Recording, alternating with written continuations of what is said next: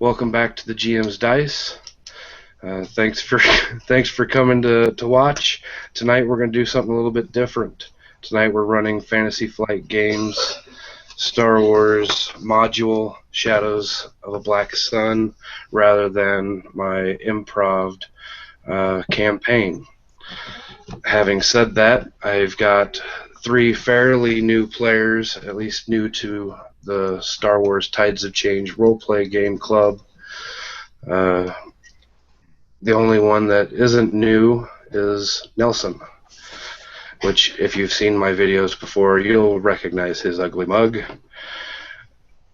And having said that, I'm going to let my players all introduce themselves, starting left to right as I see them on my screen.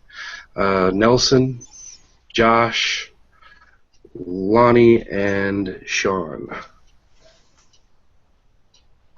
Go. My name is Nelson. I do YouTube and Facebooks and RPG stuffs on the Infinite Roleplay. I play a lot of stuff. I run a lot of stuff. I draw a lot of stuff. Today I'll be playing a droid, designation PR 0-T0, better known as Proto Rust, a former security droid, failed in his programming, old and decrepit, just trying to get by in the galaxy.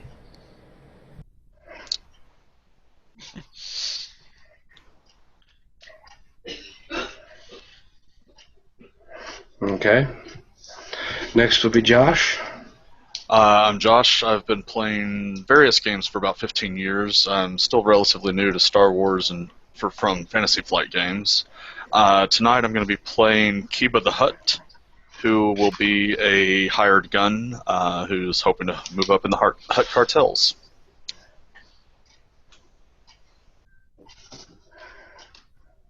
Is it me next? Yes, it would be Lonnie next. All right. My name's Lonnie Spangler, and kind of new to FFG Star Wars, but I've been playing role-playing games since the 80s. I'm playing a human bounty hunter named Arjuno Pike, and he grew up in a swoop bike gang and sold out the leader on the promise of getting a bounty hunter license from the Empire. And that's his thing. Next is Sean. Hello, I'm Sean. I've done a few different RPGs, ran a few, mostly over Skype. I did last over the summer a hangout for a Song of Ice and Fire game. Today I will be playing a female Mirlan smuggler by the name of Sola Jabal, who who owes debts that she's wanting to pay off due to various criminal syndicates such as the Hutts, for example, and that's her story. Alright, with that said, tonight we've got our classic Star Wars crawl, which I unfortunately don't have a graphic for, but I will read it. Shadows of a Black Sun. It's a dark time in the galaxy. The city of Coruscant, once a glittering pearl of the Republic, now languishes under the shadow of a galactic empire.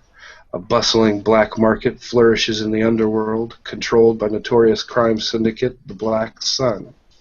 Hired to infiltrate a Black Sun outpost and retrieve vital data on a bounty hunter who has betrayed the Pike crime family, a small group of enterprising individuals work rapidly to access the heavily encrypted Black Sun network as things take a turn for the worse.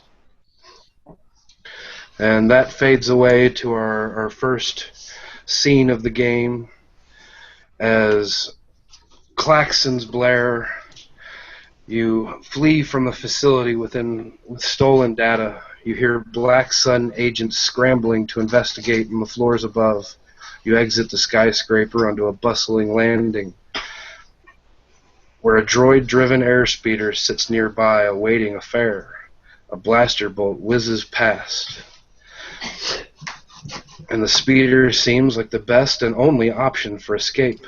As you jump inside, the droid quickly speeds away into the streams of traffic. Unfortunately, the Black Sun thugs are not that easy to lose, and within seconds, they're hot in pursuit on swoop bikes of their own. More blaster fire screams past your speeder, when suddenly a lucky shot takes out the piloting droid with a bang. What do you guys do? Your speeder is now pilotless. You're in a busy thoroughfare, miles above the surface, and about ready to lose control because you're just gliding along. Quick question: we're all three of us are on the speeder, correct? Yes. Okay. Mighty large speeder for. It's quite cramped having a hut along, but Well, I am a young hut. I'm not Jabba by any means. it was the only option as far as getting away. I mean, you guys run out of this building onto a landing platform, and there's no walkways or anything. So. All right. So, quick question: since we're entering already knowing each other somewhat, the Moralan smuggler, you said that you have debts to the huts? Yes. All right, yeah, so I'm going to give my best, hut, angry and frantic sound, which I don't know how to make, but I think we can all imagine it from whenever Jabba freaks out a few times. And slap the Moralan on the back and point at the controls. Okay. Sola looks at the controls and just sort of she looks a bit more. she basically gives a glare and look to the hut, going, "I can fly a spaceship, but I can't. I'm not a pilot of a speeder." Okay. Well, as you guys are giving glares to each other, your speeder is quickly losing altitude and beginning to falter. It's starting to wobble and almost like it wants to spin and spin out. Proto is going to, just say to Sola, "Pardon me, ma'am," and grab the blasted husk that was our pilot droid, and just pick it up and try to toss it at one of the speeder bikes chasing us. Okay. Make a, let's see, we'll call that a brawn check. Athletics, maybe? You could use athletics. Go with difficulty of 3 with 1 setback due to all the other traffic. Should we roll our force dice for the start of the game? Yes, you should. I'm sorry, I forgot all about that. All right. It might be a situation where we'll end up needing them. Why would we? I'm just curious, because why would we roll a force die as for Edge of the Empire? Solar systems. The force die is used as sort of a. You can use it to upgrade your ability checks, or you can, which is very rarely done, you can use a light side. It's always using light side. GM only uses the dark side. But use the light side to either upgrade your checks or to, which is very rarely done so far, to upgrade the difficulty of the enemy's checks. So like if you've got, say you're rolling 3 greens versus 3 purple, you could use a light side and upgrade yours to 2 greens and 1 yellow. Okay. It's basically just to represent the force that is inherent in everything. Destiny out of Destiny and all. In Edge, it's called the Destiny Pool. Okay, so in either case, we all roll 1 force die? Yep. At the start of the game. Which I unfortunately forgot to do. The force die, that's the white die. The white die, yes. The white D12, yeah. Okay. not the white/pale blue D6 that I can't tell the difference of in real life. They both look white to me, and I like had someone come down on me about calling a white die. Yeah, that happened to me too. Alright, so that gives us an extra white and another dark. Bam. Whoa. Oops, sorry. I was trying to. Not a problem. So I think it's 3 white, 2 dark right now. Yeah, Okay. 3 whites, 2 darks.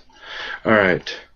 So, Nelson's, or Proto, rips the driver droid out of the seat and launches it back into traffic, and without any problem nails one of the speeder bikes. You want to go ahead and describe what happens with this speeder bike, Nelson? Yeah, Proto, you know, he's an old rusty droid. Some of his parts are cannibalized from others, repurposed, and you know, you would notice maybe some extra servos and actuators. And he lifts his seemingly scrawny droid arms and launches this husk of a droid effortlessly into the speeder bike. A few other speeders dip and dodge out of the way, and the very first speeder bike that he was actually aiming for manages to get out of the way, but his partner that was just right behind him, without a moment to react, without even knowing what his partner was dodging out of the way, simply collides with this husk and is just knocked straight off the speeder bike. The speeder bike goes flying around in Star Wars fashion. Alright, so as this driver droid smashes into this speeder and it flips, and the driver of the speeder bike goes flying through the air with a scream, just sort of dies off as he plummets miles to the down to the surface. His partners are all weaving through traffic still, as your speeder is now becoming increasingly out of control. Somebody needs to either try to pilot this thing, or you're all going to crash fiery. All right, Arjuno, Pike, I guess I should call him. Pike says, well, if you want something done right, I guess, and he hops into where the droid was, and he is going to. I'm trying to think of something interesting to do with this vehicle. I guess I'm just going to try and regain control of it if it's going out of control. Okay, give me an average piloting check, which you'll use your piloting skill versus 2 purple. Okay, so I don't have planetary skill. He only jumped on this. Nobody else did, so he's just got his 3 agility, so 3 green, right? Yep. That just means you're 3 times as good as I would be at this. And, Well, you're a hut. Right. That's why I figured the smuggler should be thrown up there, but yeah. Average is 2 purple? Yep, Yeah. 2 purple. I cut out on me for a second. Is average 2 purple? I'm sorry. Yes, 2 Yes. purple. Okay, cool. All right, here we go. All right. Oh, I still have my force die in there. Sorry about that. doesn't really affect anything. So 1 success and 1 threat. Is that how I read that? Is that right? Yes, that would be 1 success and 1 threat. As you jump into the seat and grab a hold of the steering wheel, the speeder it's wavering and wobbling side to side and like fishtailing through the air, and you grab a hold of the steering wheel, and surprisingly with agile ease you're able to get this thing pulled back into a straight flying order without careening off into any buildings or other passerbyers that are flying along the busy thoroughfare with you. You do, however, due to the threat, gain 1 strain. Okay. Which reminds me, I forgot, Nelson, you rolled, 3 strain or 3 threats? So you get 3 strain from throwing the droid. Tried to give yourself a hernia apparently, if you were a flesh bag. But you guys get everything under control. Now, you're flying along through busy streets. These guys are close in behind you. I would like for the 3 passengers to roll me an average perceptions check. Okay, let's see. Average, you said? Yes. Okay, I have 1 dot in perception, so that's 1 yellow, 2 green. Yes. Assuming you have 3 cunning, yeah. Yeah, I have 3. I have 3 cunning.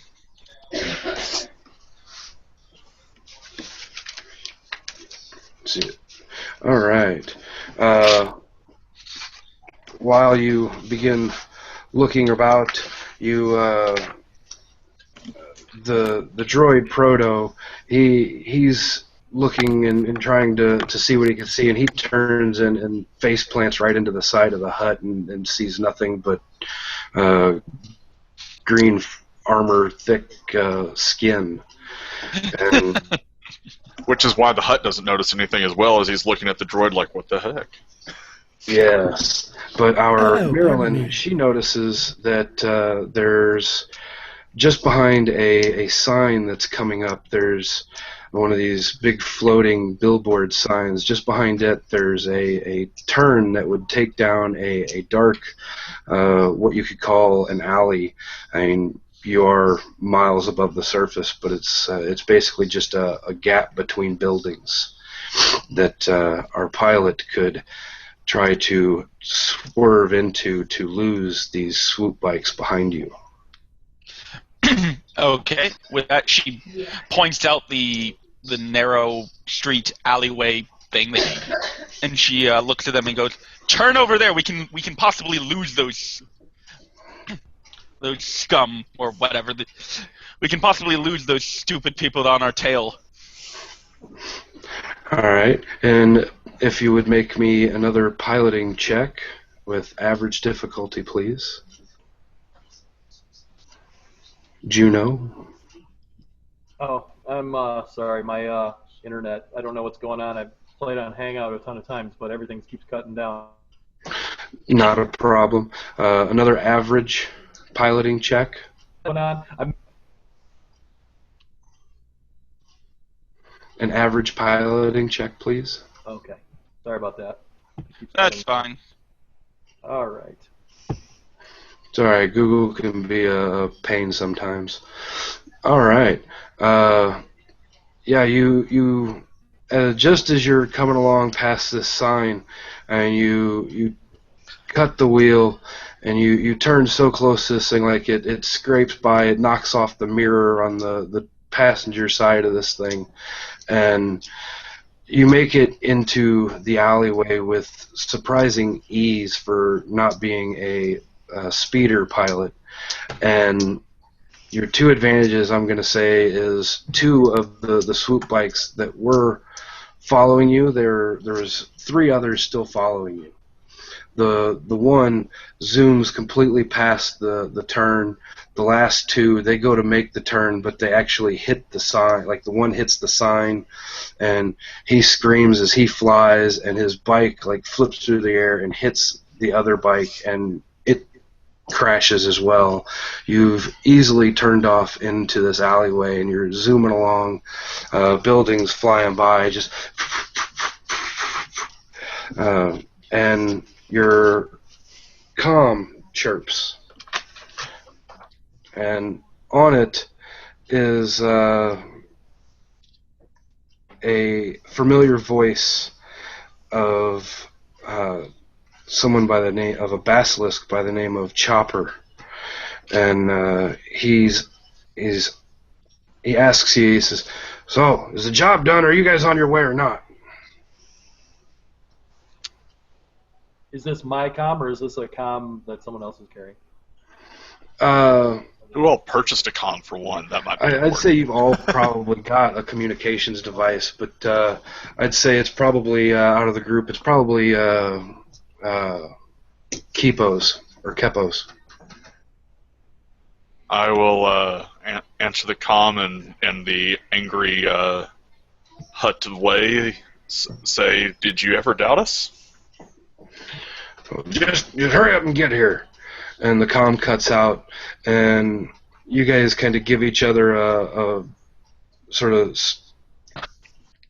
smart aleck sort of look, like, how could he actually have ever doubted us, sort of thing. And the screen goes black, and when we come back, you guys are your speeder is parked out front of a mechanics like chop shop type of deal, and the camera floats down and zooms in through one of the garage doors. There's the four of you standing here in this garage. Sparks are flying from numerous locations throughout this large, cluttered repair shop. Everything you look at or everywhere you look, are piles of speeder parts, half-built droids, and some really just strange, off-the-wall contraptions that are stacked from floor to ceiling all over the place. There's several groups of Ugnaughts that are working on different projects and different speeders and stuff that are cutting things apart, welding other things together. And a booming voice rings out from behind one of the junk piles. And this sort of sandy brown skinned, four-armed basilisk comes walking out from behind one of these big piles, and he says, "My friends, it's good to see you." He's got all of his arms out wide as he comes stepping up, and he embraces the Marilyn in sort of a side hug, where his two arms come out and wrap around her and pull her up close to him, and gives her a big old side hug. And he says, Come, follow me. We've got business to discuss." I sort of get. She allows the hug and more just to sort of not make this, to sort of keep the guy happy more than anything else. And she sort of just waits. Once he's done hugging her, she goes to follow him to discuss business. Yeah, All right. Proto was in the background, actually hanging around these half-built droids, sort of measuring up his arms and his leg bits, seeing which might fit him. And when this basilisk comes out and is all boisterous, he breaks his distraction and commences to follow the others to handle some real business. Okay, so the four of you follow Chopper into his office, and he walks around the desk and pulls up a rather rickety-looking chair that doesn't look like it would hold him at all, but he pulls it up and he just plops right down into it, and it kind of creaks and groans with some metal stress and all, and he looks at you and says, "Now, have you got the disc that I need?" And we're all in the room, correct, or is that just me? I'm assuming all four of you follow. Oh yeah, the Hut's not going to let the Moralen do the business. I didn't figure so.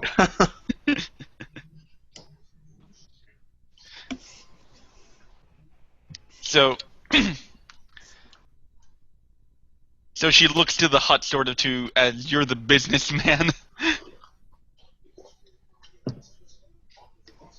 The Hut gives a slight pause just to make sure no one else answers first, and then says, "Do you have our payment?" He looks at you and says, "Well, I wouldn't be a very good businessman if I didn't have payment." He says, "But nobody gets paid without product first. You should know that." Well, at that he'll look over at the smuggler. "Did you get it?" I'm assuming that we did not get the product. No, you actually do have the product. That's why they were after you in the first place. If you didn't have it, they'd probably just let you go for now and come after you later. Okay. So she nods and she takes out the disc and she holds it up in her hands to show him that she has it. Ah, good.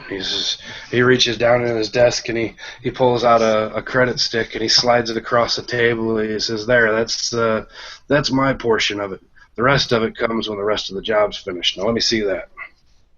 She hands over the disc to Chopper and just lets him have the disc.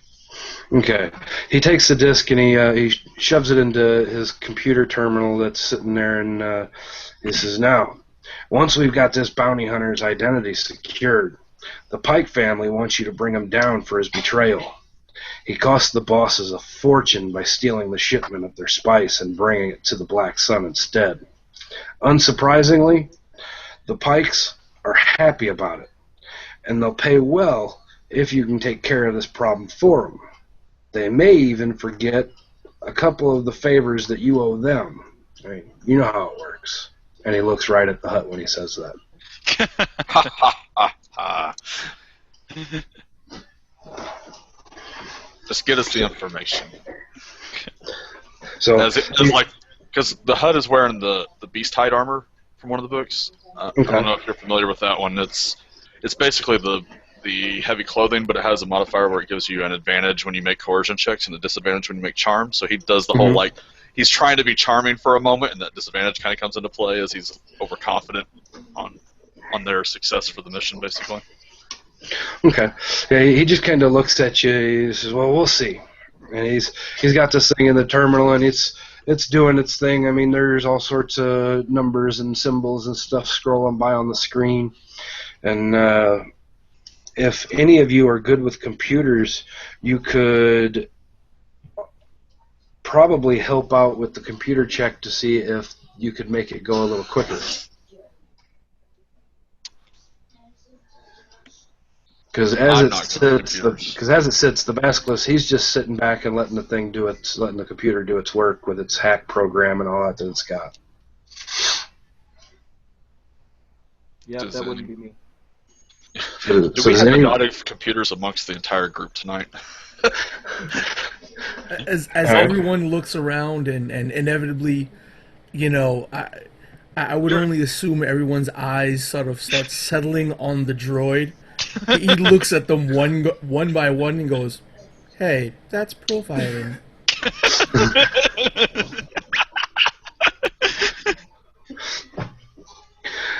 Well, as you guys kind of snorts and then moves over to a wall to lean on while waiting. Well, you guys stand. Sorry, go ahead. You go ahead first. I was going to say, you guys stand there and wait and have a bit of conversation that goes on while the computer terminal is just ticking away. And you're free to ask the Basilisk any questions you'd like while you're waiting. Okay. The Mirlin looks to the to Chopper and goes, "So how much are we getting paid for bringing in this ex-bounty hunter?" Well, this bounty hunter, he says, the Pike family, they're willing to pay you guys 1,000 credits each for bringing him in. They prefer, of course, to have you capture him and bring him in so that they could deal with his transgressions themselves. But if you can't bring him in safely, they'd rather you kill him than let him free so that this can happen again. And, if he does get free, they're not going to be happy with you.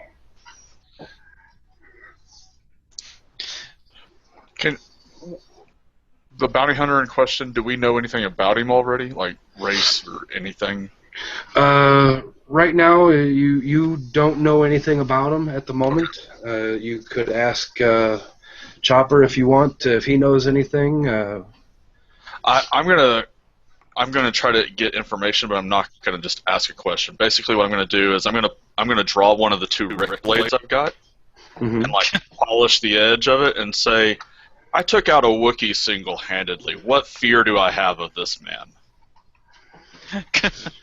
Well, he's earned a bit of a reputation by playing fast and loose and taking some pretty dangerous jobs and getting them done. Now, what his real name is at the moment, we're unaware. That's why this thing's doing its thing. Right now, all we got's an alias that he used with the Pikes. What's that alias? That alias is Shuto. Shuto. Shuto. Is Streetwise an appropriate skill to see if I know anything? Like, if I've heard anything about that guy, that alias? Or is that... Yeah, you could use Streetwise with a 3 purple hard difficulty. Okay. Okay. All right. So I'm sitting here trying to think if I've ever heard of this guy. Yeah, that's the same thing my smuggler's going to do. She's going to try. She might as well try the Streetwise as well. Okay. I'm a Hut. I pay people to remember those things for me. Yeah. Proto sort of looks around. He goes, "Wait. I believe I've got this." And he walks over to Chopper, and he goes, "This is what I was built for." And his voice just changes. "Citizen, do you know the last location of the suspect?" So you're asking Chopper. You're asking Chopper if he knows the last known location. He just kind of looks at you and says, "Well, the last known location was with the Black Sun, but you just came from there, so he obviously wasn't there." "We appreciate your cooperation." Then he turns around to his allies and goes, "That's about as best as I can do." The Hut just gives like this slack-jawed like look at the droid like, what did I just watch? The Mirrorlin. Meanwhile, The Mirrorlin Oh, just sorry. can't help but just sort of it's sort of a half facepalm, half a laugh, just going, what? and as she's having this what moment, she realizes that the name Shuto does ring a bit of a bell, and that this Shuto has indeed made a name for himself here in the lower dregs of Coruscant as being a very dangerous and deadly Nikto. Okay. She nods and she looks.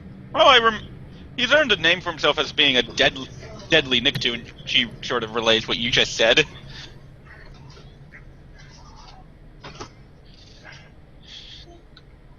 Okay, well, as you're having this epiphany and relaying it to everybody else, the computer terminal next to Chopper, it all of a sudden just starts chiming. It just ding ding ding, and up on the screen pops some text, and the Basilisk Chopper he leans over and he starts looking at it and reading through it, and leans back. He says, "All right, well, Shuto, his real name is Katu Likos. He looks like he was a former bounty hunter in service to some Hutts." And he just kind of gives Kepo a side glance. This is, and since gaining his freedom, he's this Shuto, he's made a real reputation for himself. A lot of high risk, unauthorized bounties, going up against odds that one single person shouldn't have walked away from, but he does every time. The Hut kind of leans towards him. What Hut clan was he involved with before? He leans over and starts looking at it, and he's reading, and his fingers going along the screen, and he comes back and he says, he worked for the Basato clan.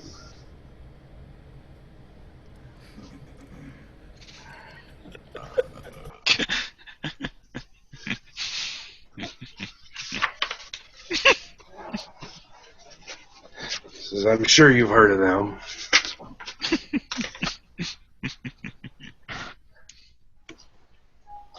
Let's see, you got... Out of character, I don't recognize that name. It's in the Nalhutta source book. She's a head of a big gambling ring and such. She's one of the more lenient huts. Oh, okay, I know what you're talking about now. Okay. One of them.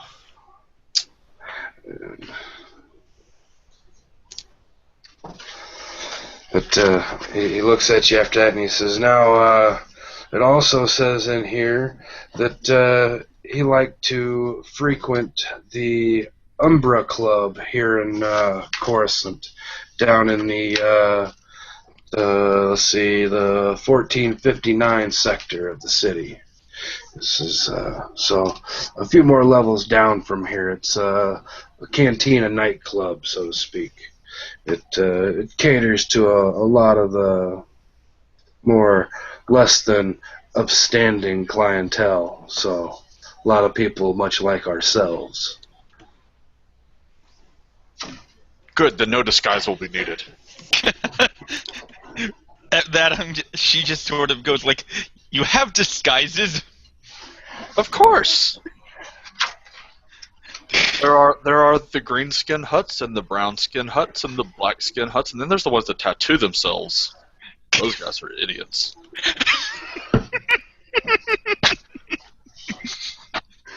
I hope that's not a crack on tattoos. No, I've got some myself. No, but I mean, like, all the huts with tattoos you see, like, they're some really strange. Oh yeah, they're a bit wacky. But as soon as all this is mentioned, and you guys decide that you are heading that way, the screen goes black, and when it comes to again, you guys are entering into the Cantina nightclub of the Umbra Club.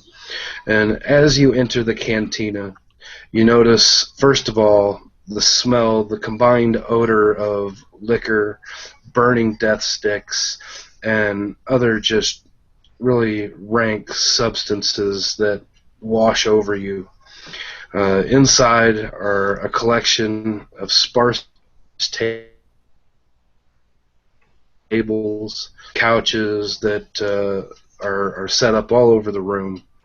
A series of private booths line the right wall, each with a ragged, purple, nasty, sort of like velvet plush curtain. They're all pulled shut. In the center of the room is a large, brightly lit dance floor that pulses with colored lights and an almost hypnotic sort of fashion. A handful of patrons relax at various tables and couches, all lost in their own reveries of alcohol and the different drugs of the scene. Behind the bar is a gruff-looking Gotal, slinging drinks to a group of humans that are clustered at one end of the bar. So the four of you all stand roughly just inside the doorway. Well, I look to the bounty hunter in the group and say, "I'll be at the bar whenever you find our quarry," and slither towards the bar.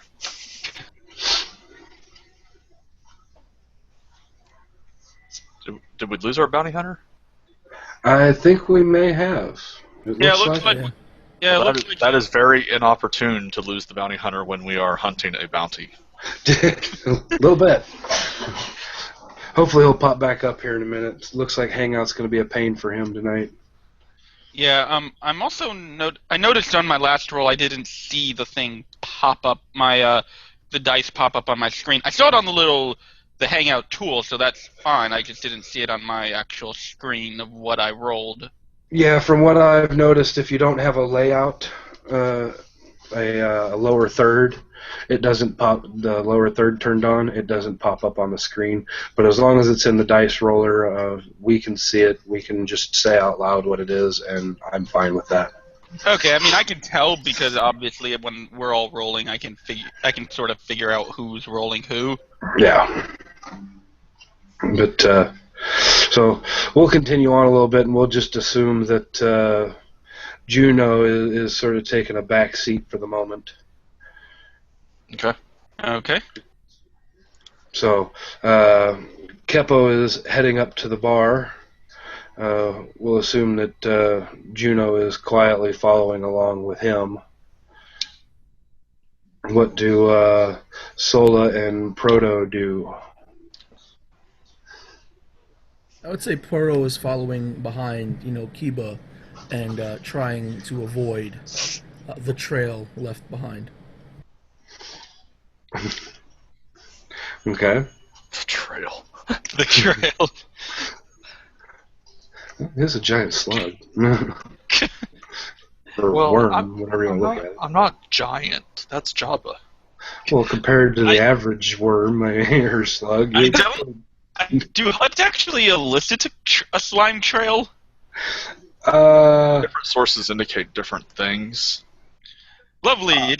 So basically, like with all Star Wars canon, some things say yes, other things say no. The one thing I've noticed about them is that the larger the hut, the more likely they are to leave a slime trail. But yes. Size goes with age. Like the one time where you see the baby hut in Clone Wars, it does not leave a slime trail. Yeah. And several So medium-sized ones. So Proto is dodging a non-existent slime trail. In a shady bar where the slime trail may or may not actually exist, it just may not have been left by Akiba. Yes. We he are in a finds shady himself- bar.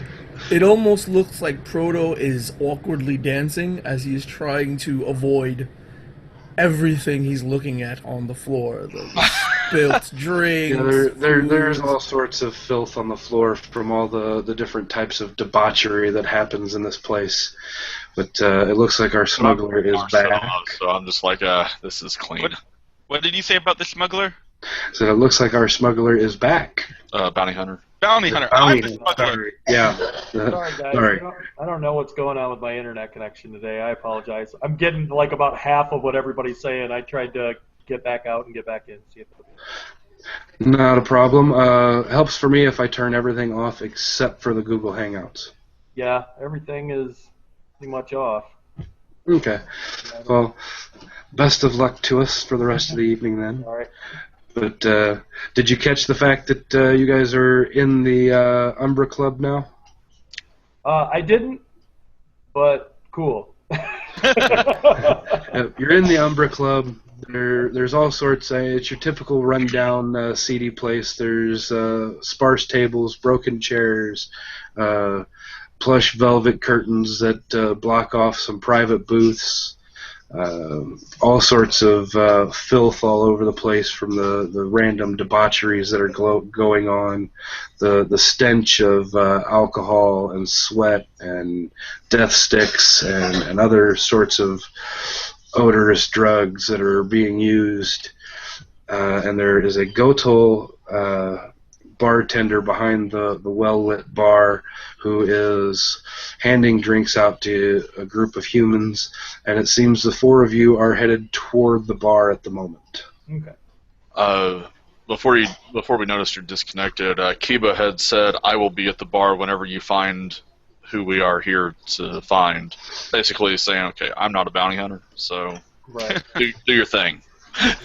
Okay. Well, looking around the room, from the amount of people you can see that aren't behind any closed curtains, there are no Niktos in the room. Okay. And Niktos, if I remember right, are not a race that can just easily disguise themselves as like human or something else. Are No, they they're could work, but not they're any. rather large green skin, or he is a rather large green skinned Nikto. The best way to describe them without a picture reference is, have you ever seen the movie Galaxy Quest? I know this is Star Wars, but have you ever seen the movie Galaxy Quest? Yeah, but I've slept a few times since then. I think I And found the, the I just Googled them. I see what. Okay. yeah. Those aren't. I'm not going to see a human and accidentally mistake him for. no, these guys would not be easily mistaken for a human or any other really race. Okay. I mean, Then, I could be mistaken for a human. I mean, since Mirlon are basically green-skinned humans. Pretty much. But yeah, looking around the room. Like races. I just wanted to make sure he wasn't one like that. All right. Well, Cuba's going to take up perch at the bar then, and basically find a spot at the bar where he can have a drink and keep an eye on the members of the group as they start the investigation and get to any of the visible places of the bar as quickly as he possibly can if a fight breaks out or something like that. All right, well, the bar is fairly empty. There's a small group of like 3 or 4 humans that are sitting at the one end of the bar that the bartender is waiting on at the moment, pouring them drinks. Everybody else seems to be lounging around in the different couches and different tables, just oblivious to what's going on around them, just completely enjoying their buzz. Do I know? I mean, just again, we're thinking about being a criminal element and all this kind of stuff. Have I ever been to this club, or do I know what goes on behind the curtains? I would say that you probably haven't been to this particular club, but most places like this behind the curtain is going to be kind of like probably going on probably some different random spice deals or drug deals or champagne room type stuff. Basically, the things that, even though they are criminals, they don't want. They're not stupid. They're not going to just go like, "Hello, I'm doing illegal stuff right in the middle where everyone can see me." Yeah, I'm in the booth with the curtains closed. I mean, you can pretty much imagine all sorts of behind closed doors dealings are going on. Okay.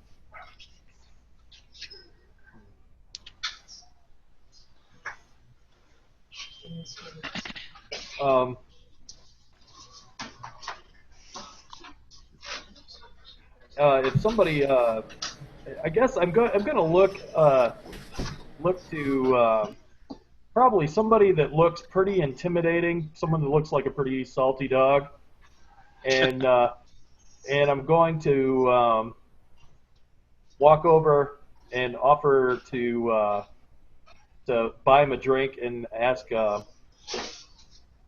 Well, I guess who would look like that around here? I mean, is there anybody? The roughest looking person that is aside from the 4 of yourselves that looks like they're even halfway coherent is probably the bartender.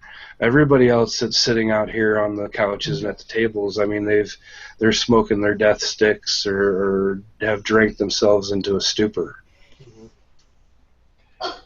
I'll order a drink then, and Okay. And I go to the bartender. I go, my name's Arjuno Pike, and I'm kind of a green bounty hunter, and I'm looking for somebody who's looking for an extra blaster, real cheap.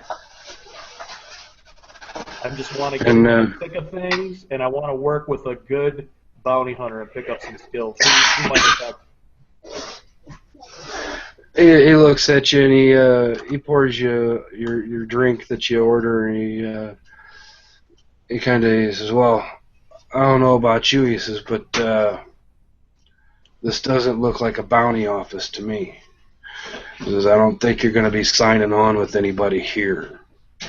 Well, I'm looking for the kind of man that wouldn't be dealing with the bounty office. I'm talking about people that can work independently, that are looking for some. I mean, he leans forward on the bar and he says, "All right, well, credits talk. Who you looking for?" I go, there's a lot of people that admire the work of, is it Shuto? Am I saying that word right?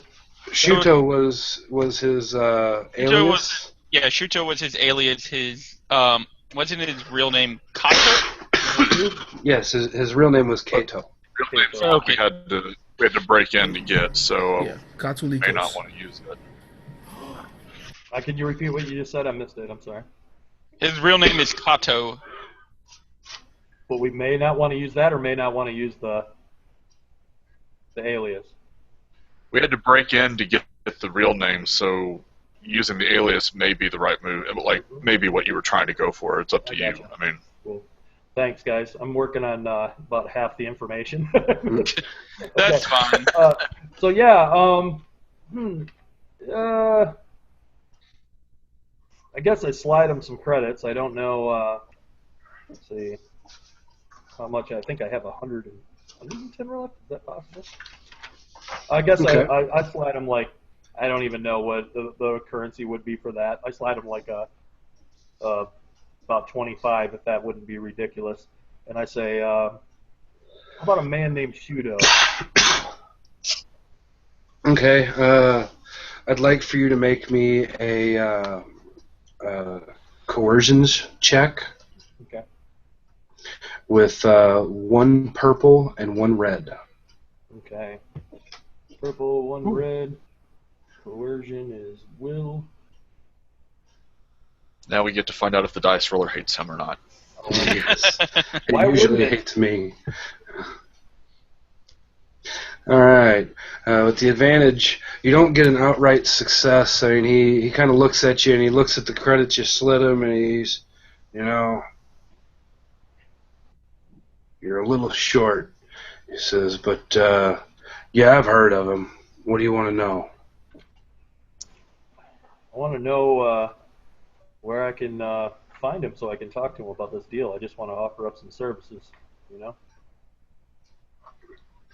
So, well, he's been seen here recently. He meets with a skittish dealer by the name of Spang. It's about the only time he comes in here. When is Spang usually here? Says, well, Spang's sitting right over there in booth number 3, behind one of the curtains. Is Shuto in there now with him? I haven't seen him around here for a couple of days. Says, but Spang, he's here almost every day. Okay. Thanks a lot, friend. And Arjuno will walk back over to our smuggler. I'm trying to remember the name. Sorry. Smuggler is Sola. Is that right? Zola, Yes. yeah. She's with the she's sort of with everyone else while the bounty hunter was doing doing his bounty hunting thing. Okay. Yeah, I'll walk back over to the group with my drink as if I'm just going to relax for a little bit. And so, gentlemen and lady, looks like we might have somewhat of a lead. Looks like he hangs out with this dealer here, Spang, and he's right behind that curtain. I guess he's here every day. So I don't know. Did we stake What does this Spang out? deal? I don't know. What does Spang deal? Yeah, you said he was a dealer, right? Isn't that what he? Yeah, he's a dealer. You weren't told what he deals. Yeah, I don't know.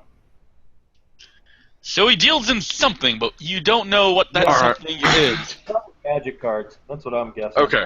Wait Oh, here. Like, the hut has, like, his big old goblet of whatever Hut's drink. Yeah. It says, wait here, holding up one of his hands, and then slithers over towards that curtain.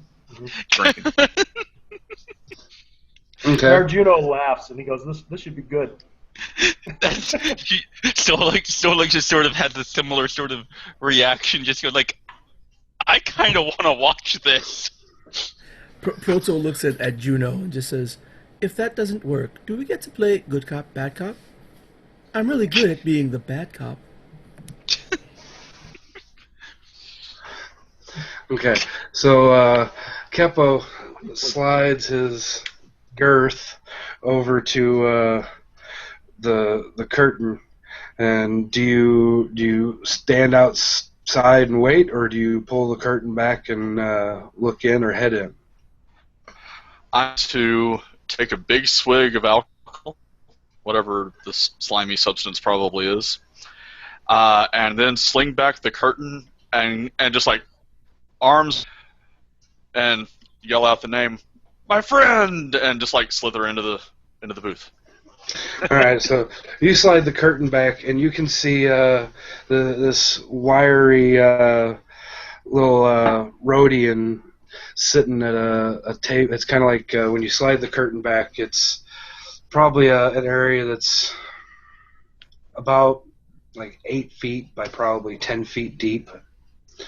And there's a big. I'm going to take up most of the space. Check. Yeah, there's a big like U-shaped couch and all that with a table in the back end of it, and there's this wiry little Rhodian sitting there, and across from him is this equally as wiry, but she's sort of a hollow-eyed human female, and she's handing a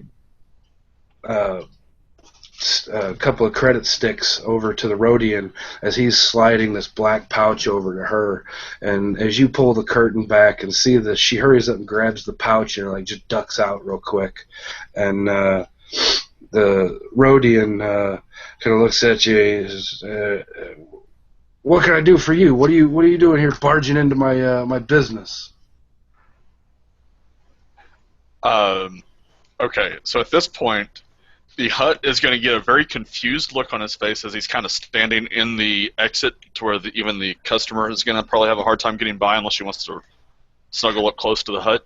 Oh yeah, she rubs right up along next to you. She's not sticking around. She squeezes through like trying to squeeze a mouse through underneath a door type of thing. I just look at the Rhodian like really confused like and like dump part of my alcohol on the exiting person. You're not the one I was looking for. And just like turn around and look. You're not, and I insert the name again, from Nalhutta. He kind of looks at you. He says, "No, I've never left Coruscant. I don't know what you're talking about. No. Yeah, No. I get like this dejected, like sad Hutt look. Do you sell spice?"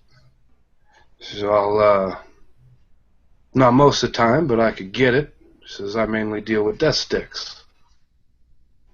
Oh, so, well, I mean, profitable, don't get me wrong, but not my personal cup of whatever this stuff is. He says, "Well, if you're not here to deal, close my curtain and get lost. You're interrupting my business."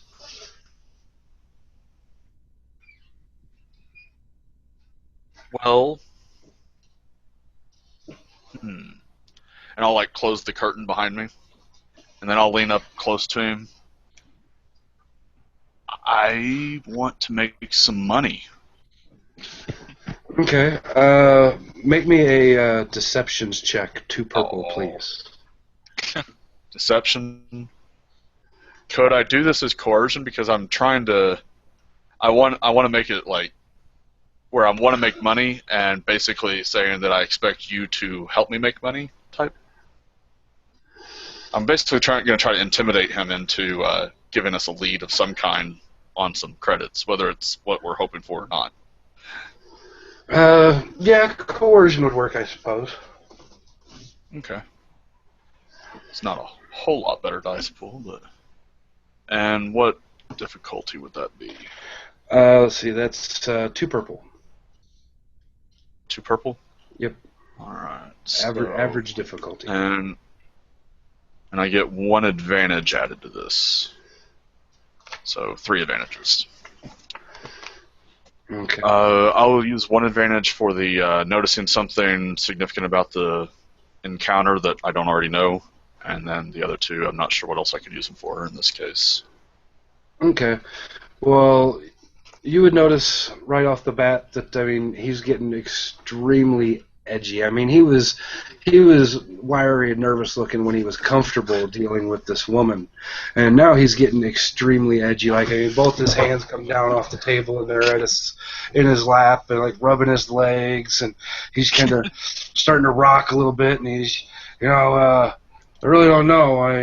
His voice is starting to raise. I don't know if I should be talking to you. You're not here to buy from me. I mean, what are you gonna do for me? Well, here's what I'm gonna do. We're looking for somebody, and if you tell me where I can find this somebody, then I won't tell the Wookiees that I took these from, indicating the Ricklet, that you're my best friend. Okay. Let's go with a negotiations check on that one. Okay, the 2 advantages I've got left, can I use to give myself a boost die for the negotiation then? Yes, you may. Your difficulty is going to be 1 purple and 2 red. 1 purple, 2 red. Oh my. These negotiations are going to go south real quick. I'm going to use a destiny point. Go for it. As long as your players don't disagree, which I don't think they're going to.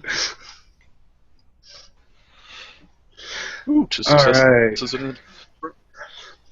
All right. Well, the threat is going to be a point of strain for you because even though you are a hut and pretty powerful, he's raising his voice. I'm digging deep for this one. You don't really know what's going on around you here, but he seemingly he calms down and he says, "All right, listen, I'll tell you what you want to know. Just shut the curtain or keep the curtain shut and go over here and lower your voice. You didn't hear anything from me. What do you want?" He's not looking at you anymore or nothing. He's looking at the table. I give him the name of who we're looking for. I'll give the alias first to see if he responds to that.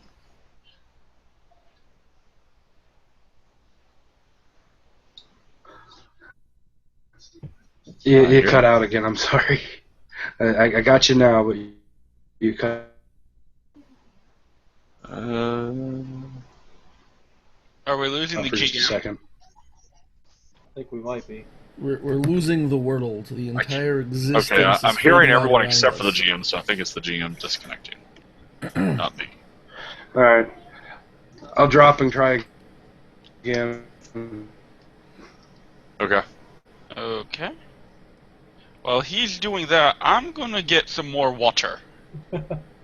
I will do likewise, and such. Seems like a good pause point since the GM's not present. Right. I think we should have like a standardized intermission music as the Cantina song.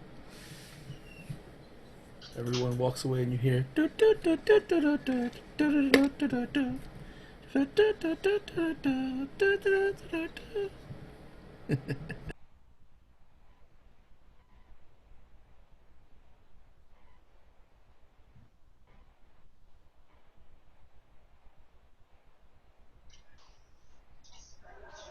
All right, I'm back. Can you hear me now?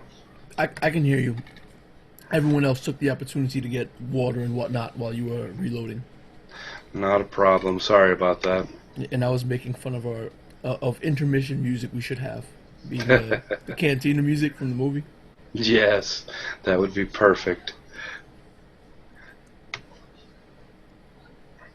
Sorry about dropping out there.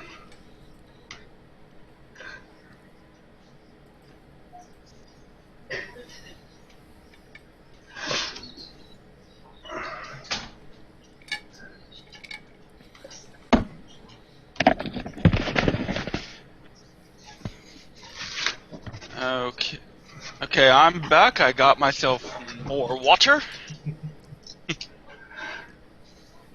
I think Okay. Can everyone hear me that is back? Yep. I can hear you. Good. Sorry about having to drop out there, guys. That's But, yeah, so you've successfully negotiated with him, and I missed what you had said to him. I don't know if Joshua's back. yeah. He said he went to get some water as well, or something. Okay. Well, we will wait for him to come back because he's kind of pivotal for this. I think As was I suppose. I think, just FYI, I think Arjuno, when he saw the woman leave, the hollow-eyed woman, he might try to, not saying that it has to go through now, but he might try to, talk to her. Back. Okay. Well, we can resolve that here in just a moment. Yep. All right. Josh is back. You had successfully negotiated with him, but I missed what it was you said to him. I give him the alias name first to see if he responds or gives information based on that. And if he does not give that, then I would give the other name. Okay, when you first ask him about Shuto, he just kind of that's when he looks up from the table and kind of gives you this dumbfounded, lost sort of look, and then you kind of shrug and is all right. You give out his real name, the Kato, and he goes from the shocked, dumbfounded look to an instant sort of scared look. And he says, "Yeah, I know Kato. He comes around here sometimes to move some merchandise he acquires on jobs. What are you wanting to know particular about him?" Well, I want to meet him. I've heard such good things about him. I would love to meet him. Says, well, he comes around here about once every 2-3 weeks. He comes to see me. He says, but he was just here 3, maybe 4 days ago, so he ain't gonna be by for a while. And I don't have any way of getting a hold of him. He comes to me.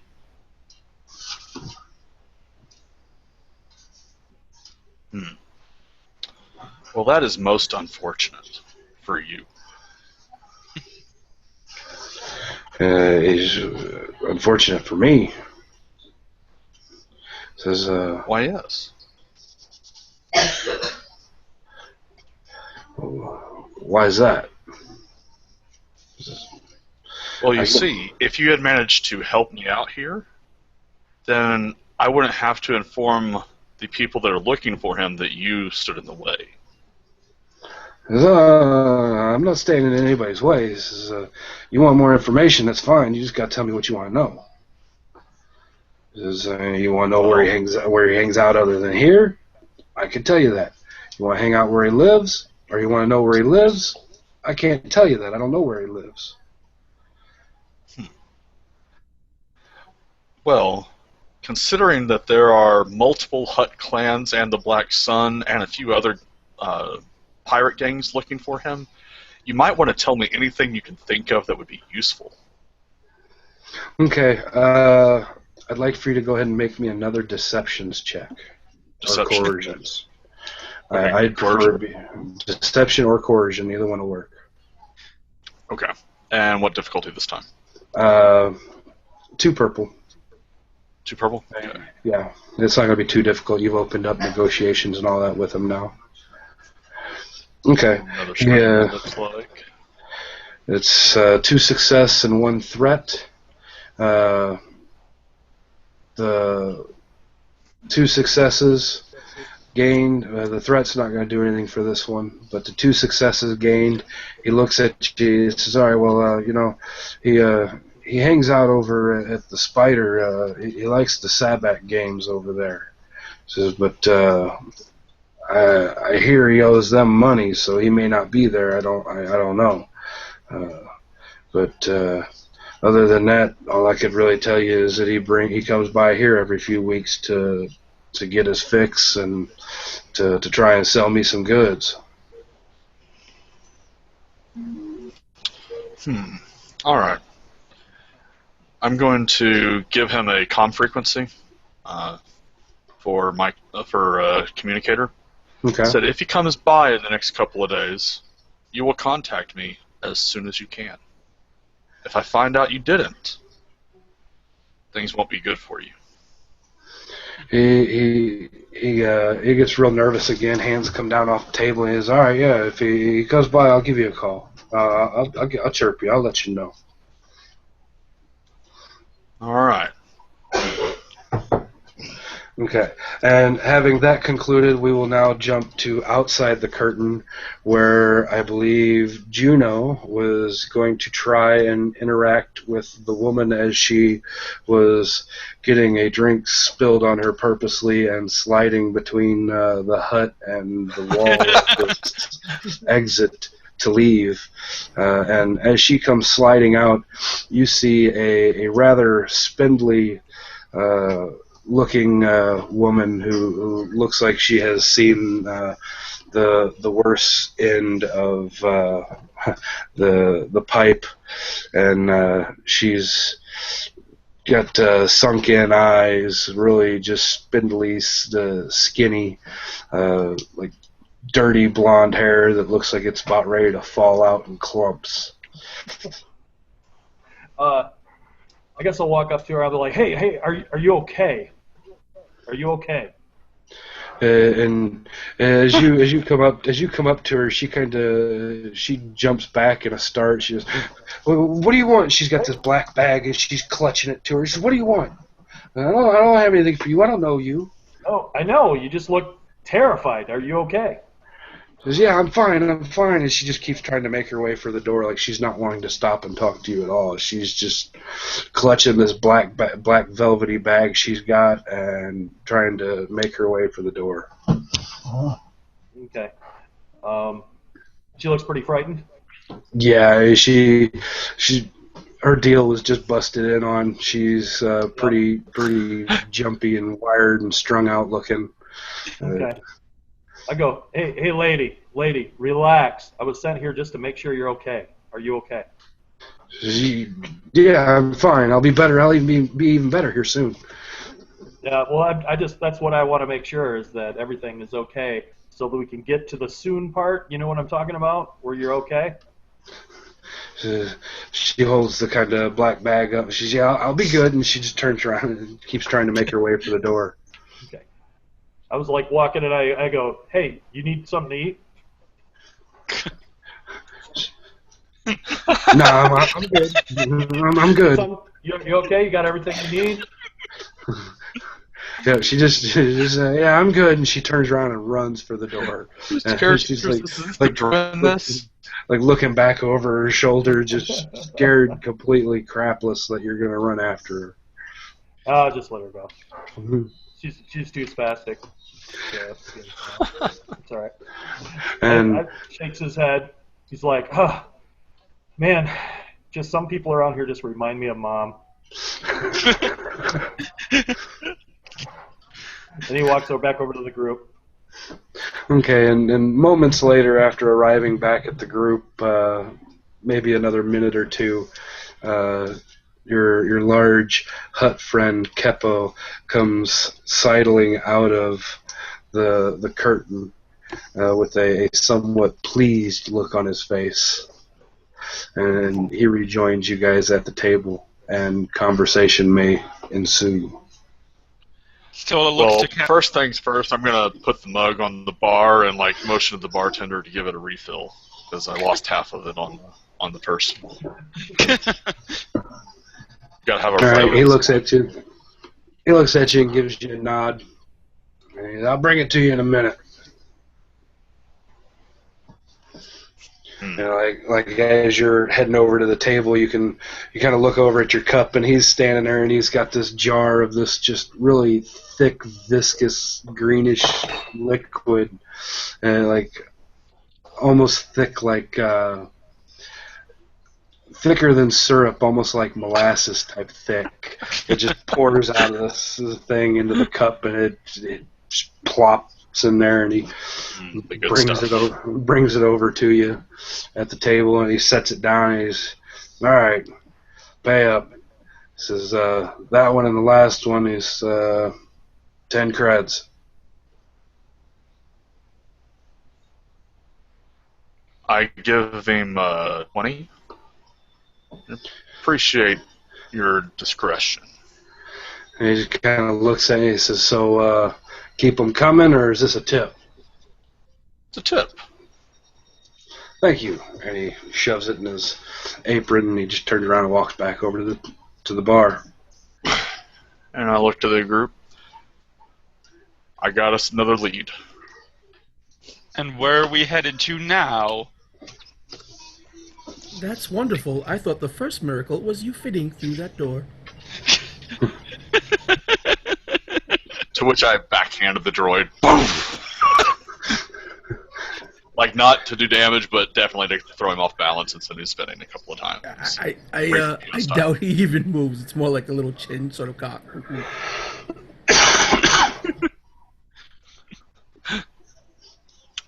Well, I take a big swig of my drink. We're gonna go play Sabak. And where are we going to be playing Sabak? That's the name of the place here.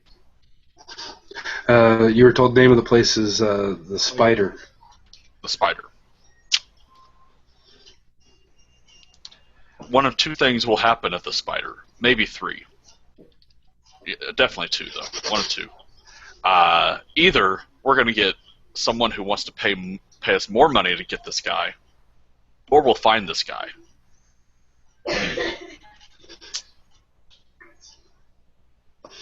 The third thing is we might win some games of Sabak too.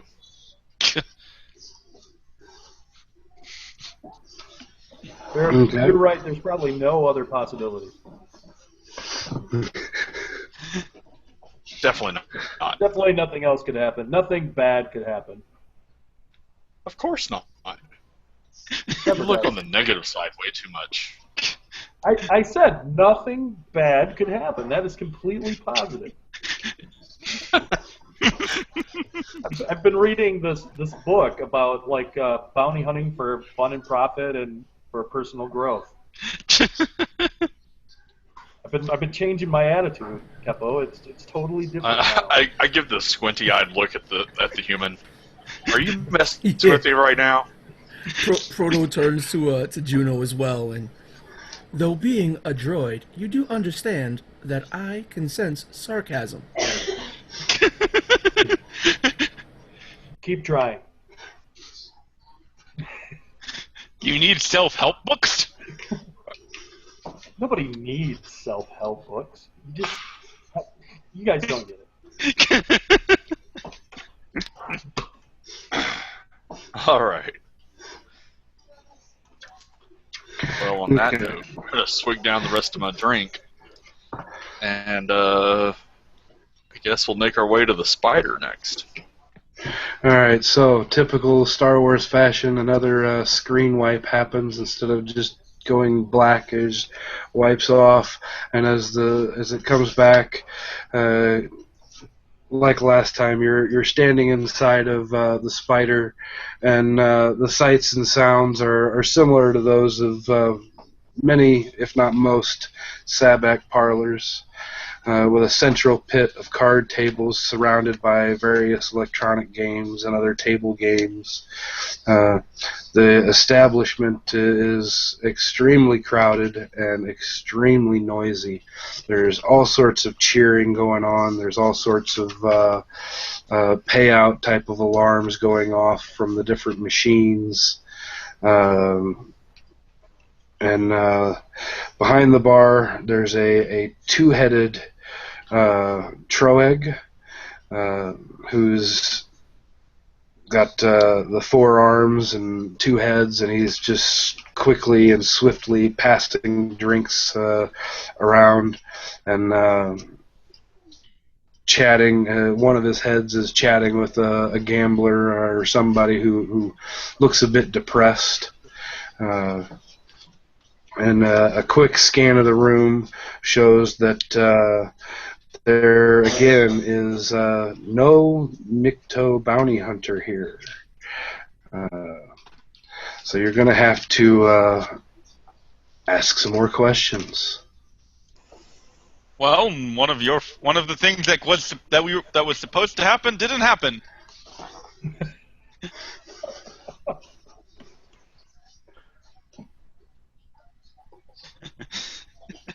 I look at the smuggler. If you're gonna have such a negative attitude, why don't you go learn how to fly a speeder?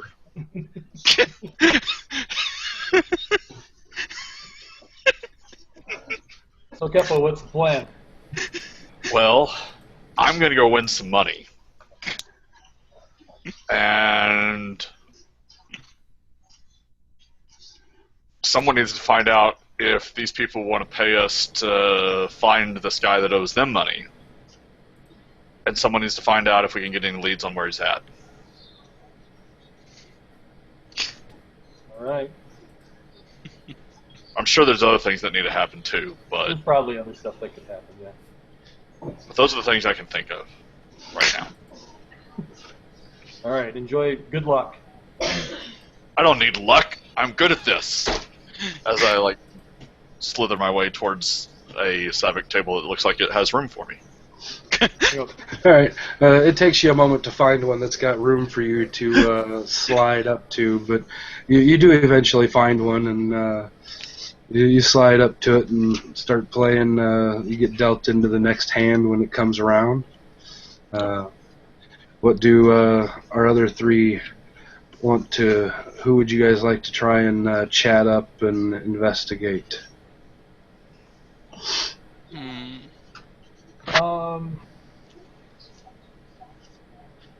Is there I assume there's probably some sort of security overlooking the games, watching people play the game.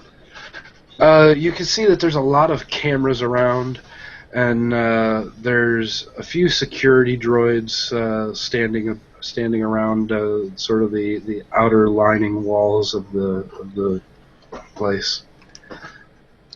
Is there anyone that seems like they're in charge, some sort of sentient dog that's in charge of A boss, sort of Yeah, there's a rather for a Bothan, he's rather tall, and rather muscular built. I mean, Bothans for the most part are short, slender spies and such. This guy, I mean, he's taller than average and quite a bit more muscular than the average Bothan that you've met before, and he's got a sort of a peppery sort of colored fur of black and brown, and he's kind of walking around in the different pits and whatnot around the different tables and just kind of looking over everything and all that. He's dressed rather nicely. I go to the group. I go, that guy looks like he's in charge. What do you think, Proto?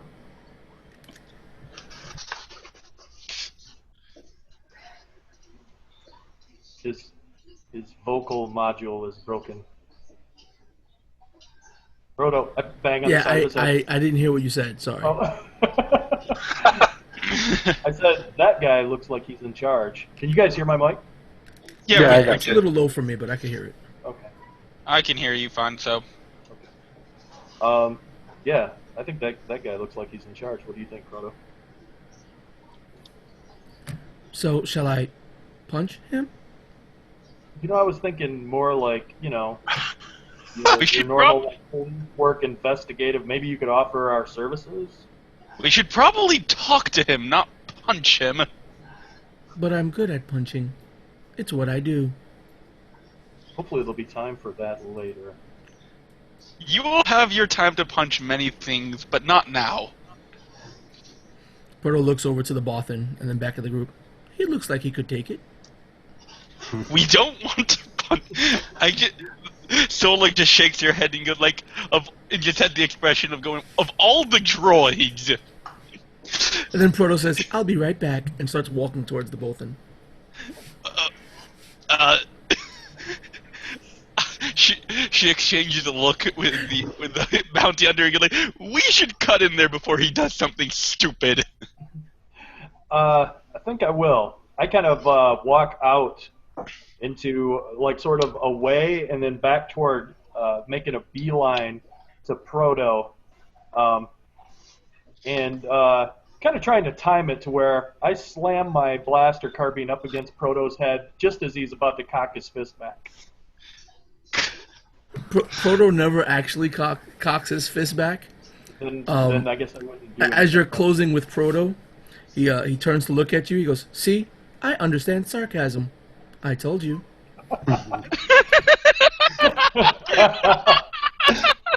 Classic. Apparently you do, Proto. Apparently you do. All right, so as you guys are approaching this Bothan, he takes notice of you guys and your bantering with each other, and he actually approaches you guys the rest of the way, and he says, "Is there something I can help you three with?"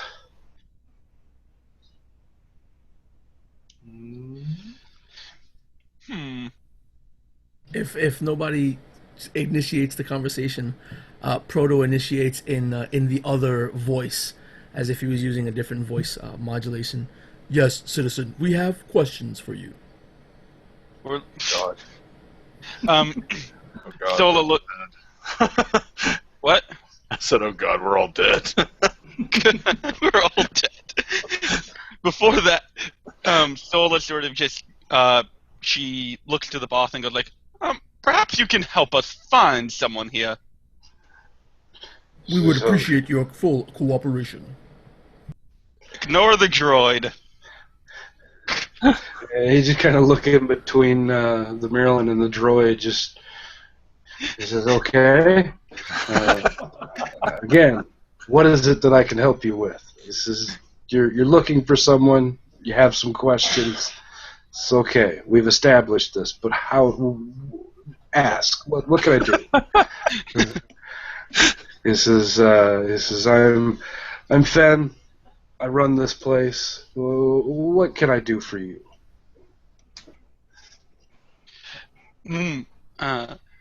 We're looking for a Nikto bounty hunter. Shuto, or Shoot. That was the alias, right? Shuto? Shuto is the alias, yes. Yeah. A Nikto bounty hunter that often goes by the name of Shuto. He kind of stand there. He starts to stroke the fur along his cheeks and jaw. He's, well, I know of a few different bounty hunters, but I don't know of a Shuto. Not at least not a Nikto and a bounty hunter by the name of that. But you Can't do help know. you. But you do know of a Nikto bounty hunter. There's one that frequents here quite regularly. He unfortunately he's not permitted here at the moment. But yeah, why? That's him.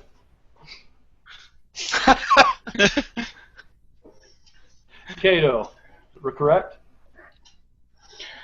I'm playing Sonic. I'm not there. No, Katu, I say that. I say that to the owner, Kato, correct? Kato. Katu Likos. He kind of looks at you and he gets this sort of a wary look to his face when you mention the name. Make me a charm check. All of us? Or... No, Juno, because he's the one who mentioned the name. Okay. Charm check, difficulties 1 purple, 1 red. All right. Dun, dun, dun. How uncharming am I? Oh, Nil's out. Okay, so he kind of looks at you and he's, well, yeah, that name sounds a little familiar. This is, I'm not sure if that's the person you're looking for. He says, but yeah, the name sounds a little familiar. I can't quite pinpoint if it belongs to a Nikto or not. And he's just got he's got a really serious look of suspicion about him. Well, kind of hear things, and I have an interest in finding this person, and from what I've been hearing, maybe our interests can interlock in a way. Maybe accomplishing the goal of finding him might help me and might help you. I'm sure we can make an arrangement. Try coercion this time. Same difficulty. Okay. again? Just the bounty hunter guy. Both of you this time because you both spoke up. Okay. Let's see. Coercion. Do you want him to do the assisted rolls, where the better one rolls with the boost die from the other one, basically? Yeah, you can do that. Okay. Whichever one you've got the better. Yeah. I have no points in coercion, so I'm just relying on my will, which is 2. Yeah, that's the same with me. So, all right. We rolled at a success and a threat. Okay. With the success and threat, the threat I'm going to say is another point of strain towards you because you're getting a little nervous yourself. But the success is the factor that his look of suspicion sort of, I mean, it doesn't completely dissolve, but he kind of becomes a little more forthcoming with information, and he looks at you, he says, okay, all right. I rolled, it seems like a 1 success and 2 advantages. Okay. With both of your combines there, we're going to go ahead and say that he kind of like his look of suspicion softens, and then he kind of looks at you and says, all right, you know what, if we're going to talk about this, he says, you're going to have to follow me. Okay. Which Sola follows. I'm assuming the bounty hunter and the droid will do as well. All right, so he takes the 3 of you and he walks back through a back door of the place that's back behind the bar, and he takes you into what's basically a private gaming room. Sits down at a table that is quite obviously a Sabbac table. And he sits down and he says, all right. He says, so tell me again, what is it exactly you want to know about Katos? We're just looking for leads to find Katos. We were offered a bounty for him. We heard that he owes you money. We'd be happy. We'd be happy to, when we apprehend him, to get back whatever we can to recoup your loss as well, just in exchange for you to help us find him. Says, yeah, he owes me money. That's why he's not allowed here right now. It's because he owes me nearly 20 large, and he ain't paid me nothing and ain't tried to pay You're cutting out. me nothing. The trace on that shit. Did I break up again? Yeah, I lost about half of that. Yeah, you. Okay. He says, yeah, I know him. He owes me nearly 20 large. That's why he's not allowed here. He ain't tried to pay me nothing. He tried to barter with me and tried to give me some spice. He says, but I don't deal with that stuff. What would you say to the possibility of maybe setting up an arrangement where you pretend to accept a deal, we apprehend him, and then take any assets that he might have, turn those over to you. In other words, like maybe we set up a meeting where you are going to bargain with him, and then we apprehend him, and everything that he owns goes to you, and we collect our bounty. What about something like that? Well, that sounds like a great idea. He says, but unfortunately, he says, I don't have any way of actually getting a hold of him. He says, now, as far as knowing where to look for him, I know that. He says, but I don't have any way of getting a hold of him to say, hey, come here. Okay. And where would you suggest that we look for him then?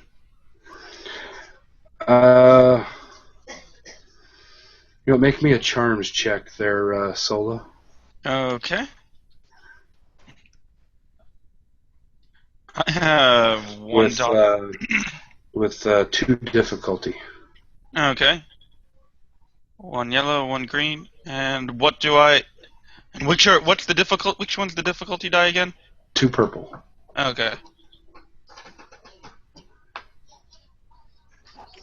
So, All right.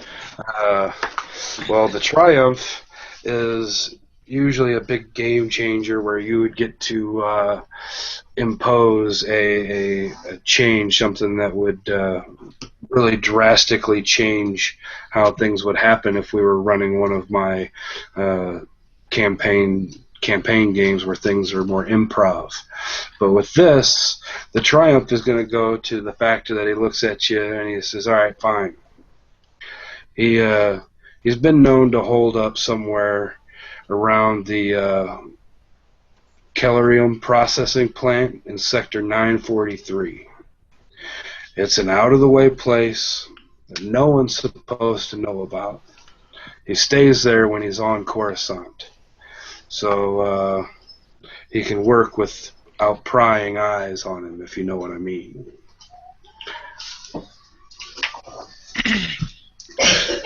Sola smiles and she goes, and she just gives a nod and goes, "Thank you for that information." It is not a problem. He says, I tell you what, you take care of him, and I don't need the money. Just get rid of him. Fair enough. Fair enough. If he happens to have anything that covers that, keep it, just for getting rid of him for me. Wonderful. Now, what's this? What's his name again?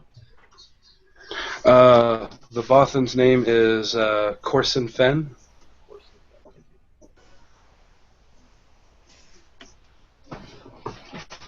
And what was the sector?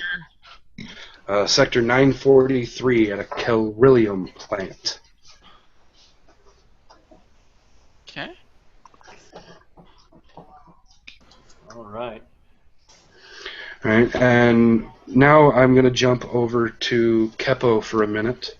And I want you to roll me a percentile real quick.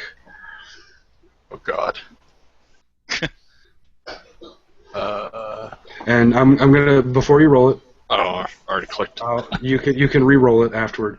If you roll lower than a 10%, you're going to get caught cheating at Sabak. Why would Keppo cheat? I'm that damn good. I don't need to cheat. I got close, apparently. All right. So you come out of this actually having won. By the time they come out to find you from their back room, you come out of this ahead, having won 140 credits. Woohoo!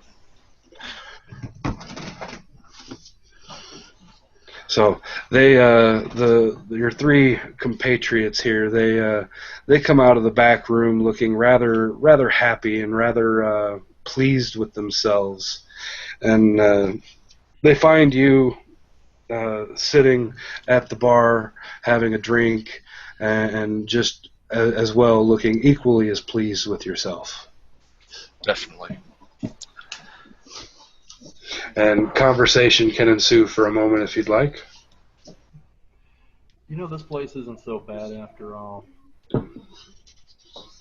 I'm telling you, it's amazing. And you meet all sorts of interesting people. Yeah, I don't... That you do. Did you win anything? Did you win anything at Sabak? He just gives this look like, is that even a question?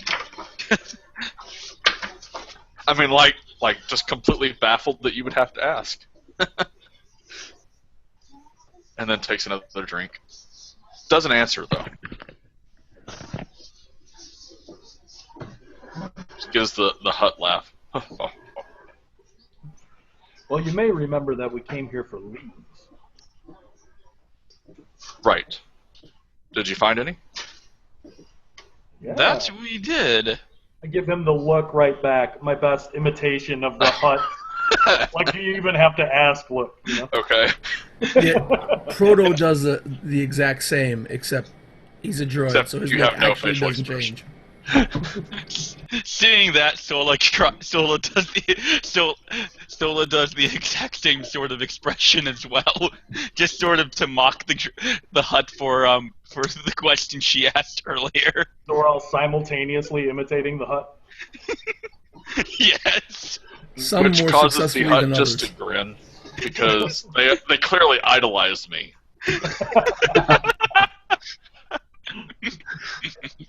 By the way, I have ambition status as a motivation, so the fact that they're idolizing me does not insult me at all.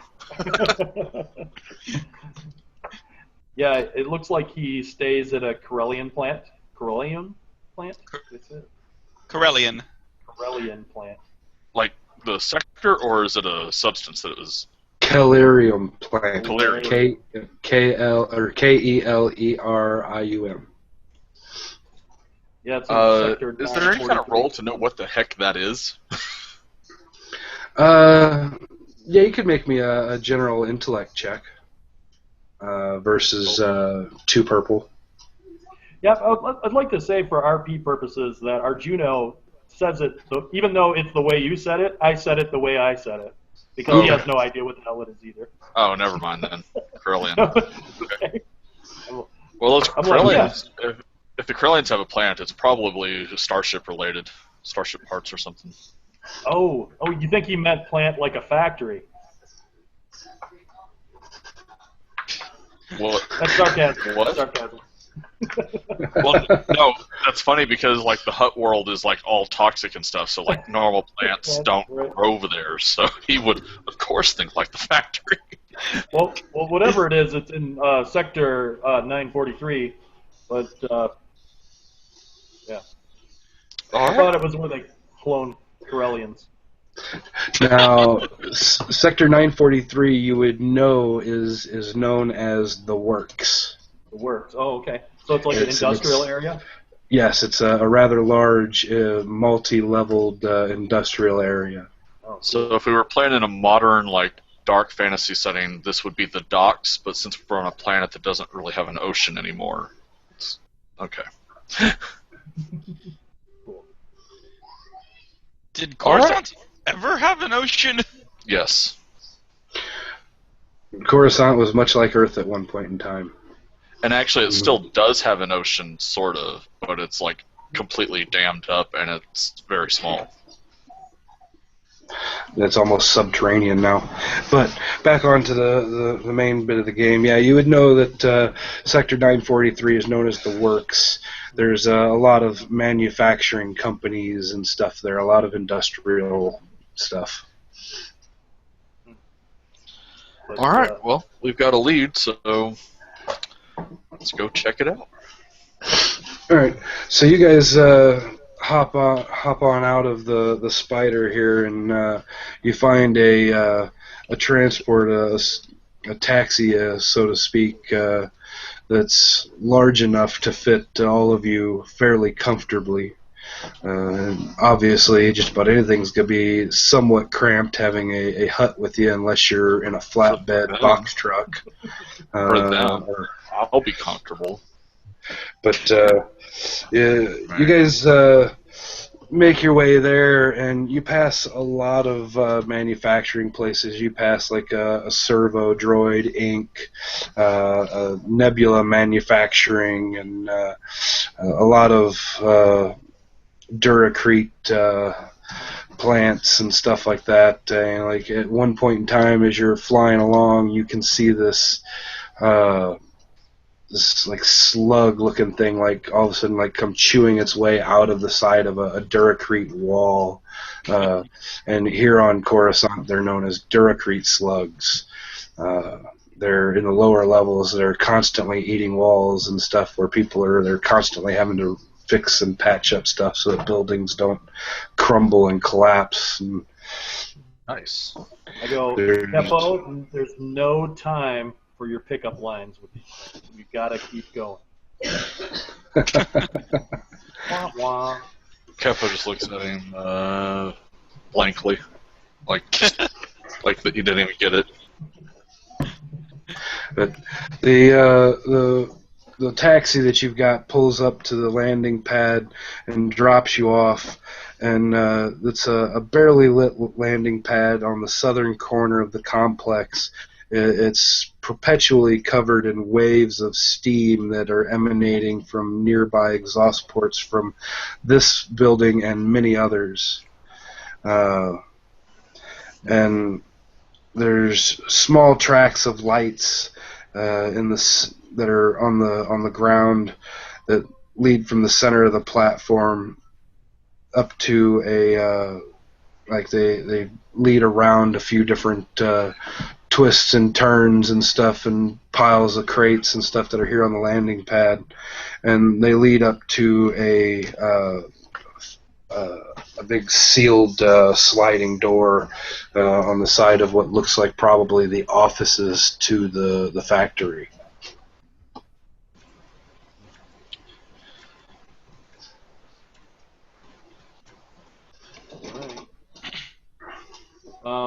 And so we're in just like a land speeder or like a sky speeder kind of thing. A sky speeder. I mean, you're still a mile or two above the surface. I mean, you're not as high up as you once were, but you're a few levels lower. I mean, you were in the lower levels before, but now you're down in the dregs. I mean, you're down where people don't even want to be. I mean, most of the stuff down here is run by droids and stuff like that. Right. We're down so low that you can't even. You wouldn't be able to see any of the sunlight from the sky, correct? Yeah, it's perpetual darkness down here. All artificial. Yep, all artificial light. And other than the different slugs and worms and vermin that are notorious this low, there's very few living life forms around here. There's something about this place. It feels comforting. Are there any Droid, vehicles remind me to landing? get you wiped. Only you would say that this is comforting. I understand that was meant as humor, but I believe it's called a fail. Shall we continue with the job at hand? Yes, let's finish the job. Are there any vehicles parked, landed anywhere that we can see? No. The landing pad when you landed was empty, and there's a few that randomly float by here every now and then, but nothing landed. Okay. Well, shall we go in and have a look around? All right. Let's take a look. All right, so you guys head up to the doorway, and with typical Star Wars fashion, as you approach, you get the whoosh as the door slides open, and you look inside, and you can see the offices, and it's everything's got like Nova Corps symbols and all that on it, and there's a skeleton crew of like five droids that are all at different workstations and panels and stuff that this office overlooks a factory, and you can see that it's a long office. It's probably like 20 or 30 feet wide by probably 60 to 80 feet long, and at the far end of it you can see that there's an elevated area with like black tinted glass. And when you guys walk in, these five droids, they're all just hard at work, standing at their stations, just tapping away on their different keyboards and consoles. And like one of them stops what he's doing for a moment and looks right at you guys, and like gets this sort of a hesitate, like it stutters for a moment, like it doesn't know if it should address you or go back to work, and then it goes back to work.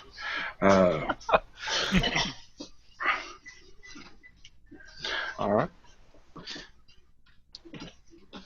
Okay. So, what do you guys do? Do you make your way further in across the offices? Yeah. Start looking basically for our quarry. Okay.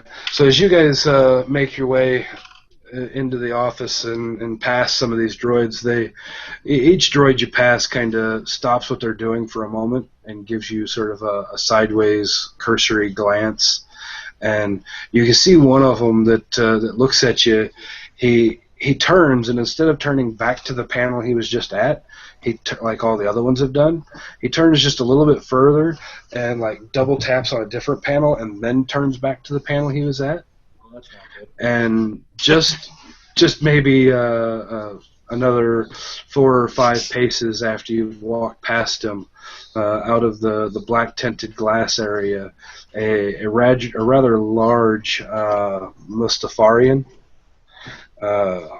steps out, and in his native tongue he starts to sort of bark and gurgle at you, and Proto might be the best one to have been possibly programmed with multiple languages to be able to understand him, but that's going to be completely up to you guys as to whether or not any of you would understand Mustafarian. I'm not sure how common Mustafarian would be. That's kind of why I said it'd be I don't think I probably the best bet that Proto would probably understand it. Yeah, Solo doesn't have any real knowledge of Mustafarian. Frodo, what is he saying? And if Proto understands Mustafarian, he would know that he's asking who they are and what the heck they're doing here. That this is not a place for civilians. Proto turns to the group. Don't worry, I'll handle this. Walks towards the Mustafarian, and again in the same sort of deeper, more robotic sounding voice, he's repeating lines, but in Mustafarian, which is basically, "Citizen, calm down." And he's like, have his hand on his right above his hip, as if he still had a gun there, but apparently he has no weapons on his person. We are here in search of a man. All right. Well, the Mustafarian, he'd look at you. He'd tell you that this place is fully automated. The only living people here are him and his one partner in the office, and now your 3 partners. We would appreciate your cooperation. Would you lead us to your other partner? He looks at you, he kind of takes a step back, and he pushes the door open to the office.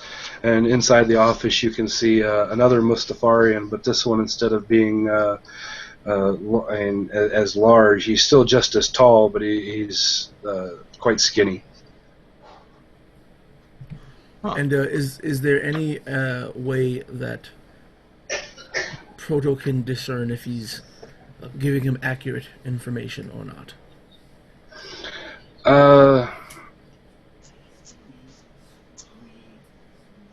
Yeah, let's see. I don't have one of the character sheets in front of me. I should have. Is that still a deception roll? Yeah, make me a deception roll to see if you're capable of detecting his deception, and we'll say it's 1 purple. An easy Okay. roll. We'll see how easy it is. Not that easy.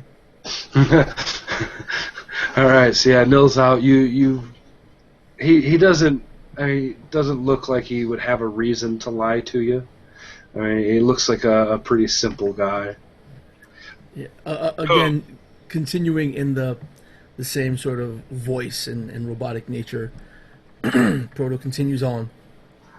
Citizen, We have reports that there is another in this location. Would you please permit us to investigate the premises? Make me an average charm check.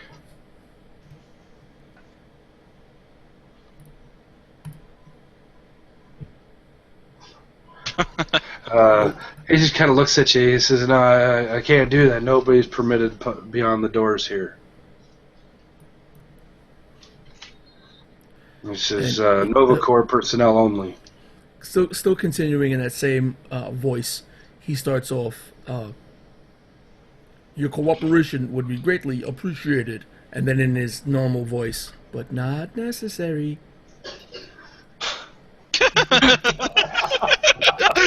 All right, this time we're So basically, the only thing everyone else understood is when he said "not necessary," but not necessary. Sola just looks to the other ones, going, "Oh, great." All right, so this time we're gonna add a coercion. We're gonna make it coercion with 2 purple, 1 black. Okay. This is gonna be bad. A little bit better at coercion.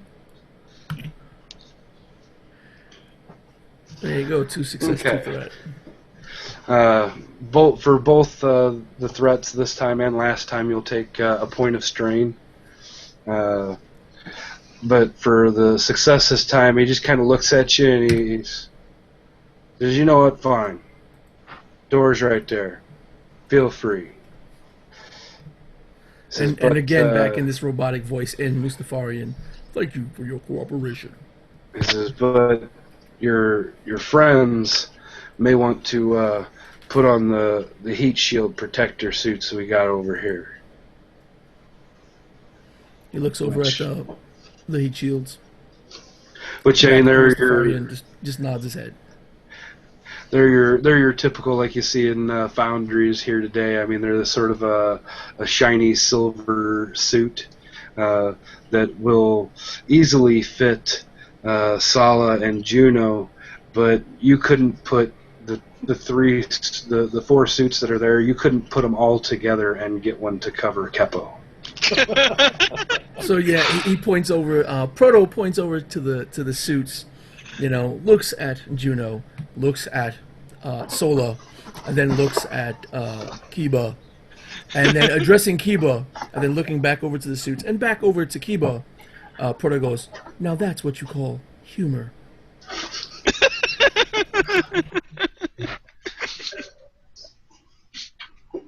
Kiba just looks at the droid. You know what Jabba would do if you visited him and he witnessed this insolence? He would say, "Ho, ho, ho." Very festive. While you were running from a Rancor. I don't believe a Rancor would find me very appetizing. Keppo, I for one am very sensitive to the stress that comes from hut shaming. Hut I just want shaming. you to know that I will give you a trigger warning if I ever say anything like that.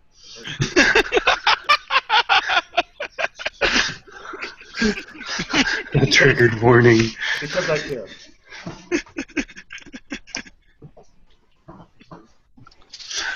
Okay, so do Sola and Juno don these protective suits? Yep. Oh, I'm sorry. You didn't say my name. I was going to say yes. You didn't ask me. Yeah, I put mine on. Okay. Same thing for Sola. She puts on the protective shielding. Alright, so you guys put on the protective shielding, and Keppo, unfortunately, doesn't have one that'll fit him, but you proceed through the airlock doors, and as soon as these doors open, you guys are assailed with heat. And the droid is fine as far as the heat goes. It's not going to affect him.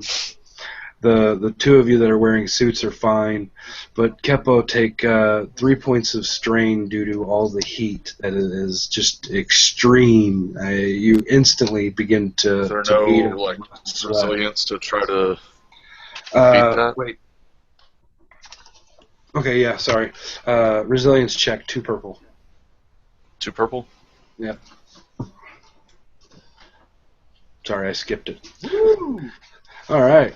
Keppo being Good at resilience, but still. nice and thick, leathery skin, he feels the intense heat, but it's nothing out of the ordinary for the hut.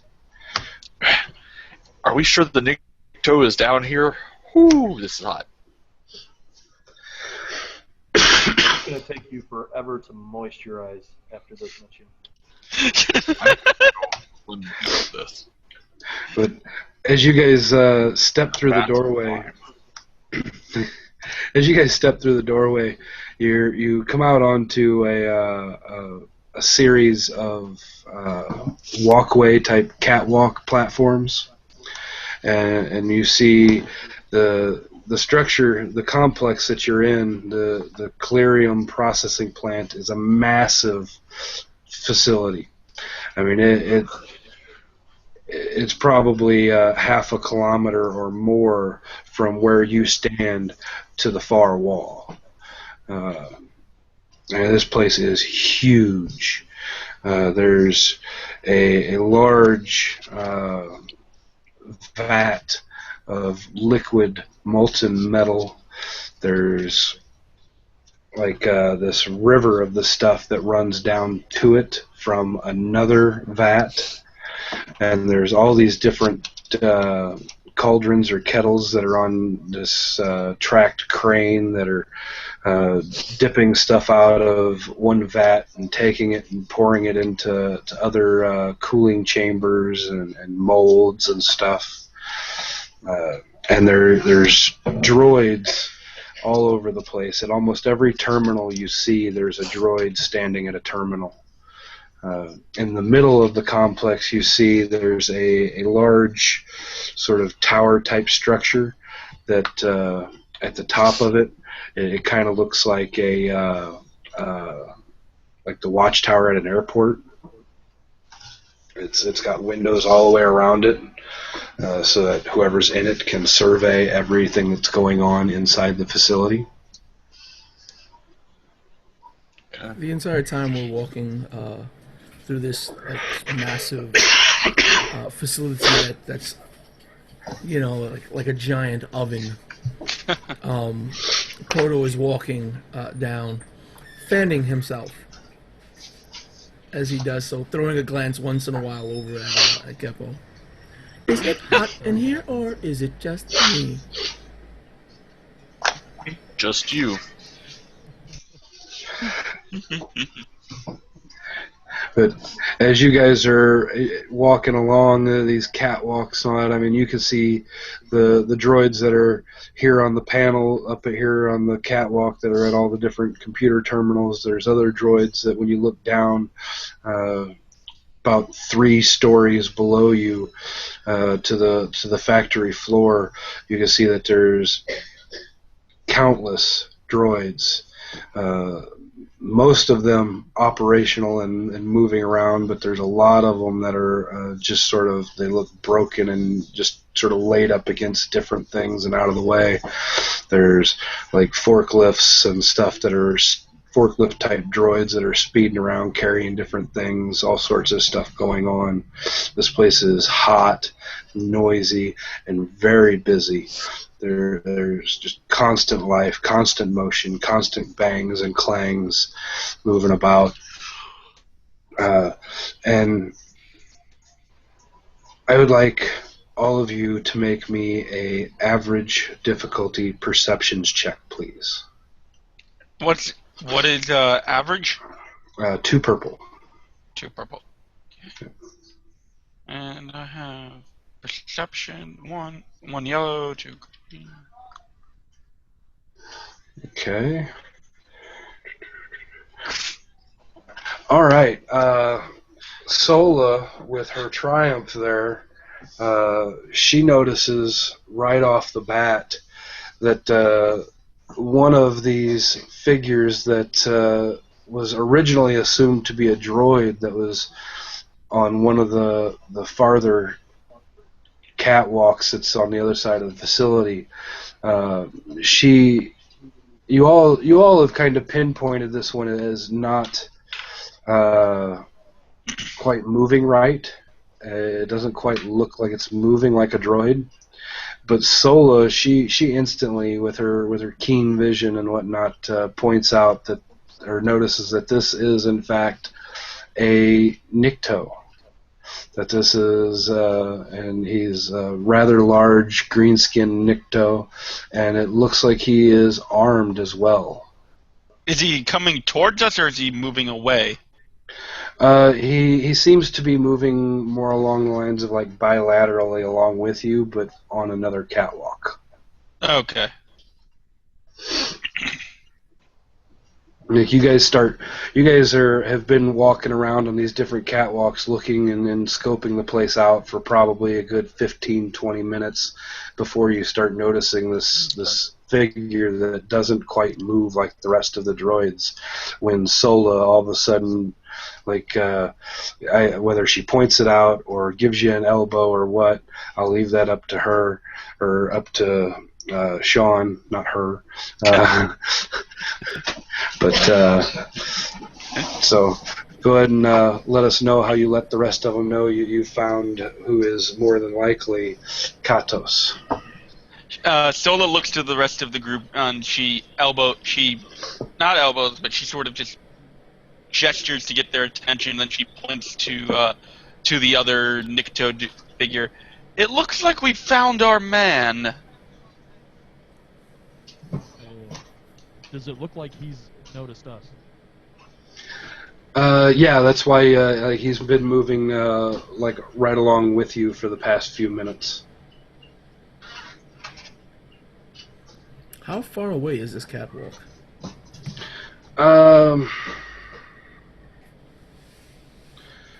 Probably about 100 or so feet across from you.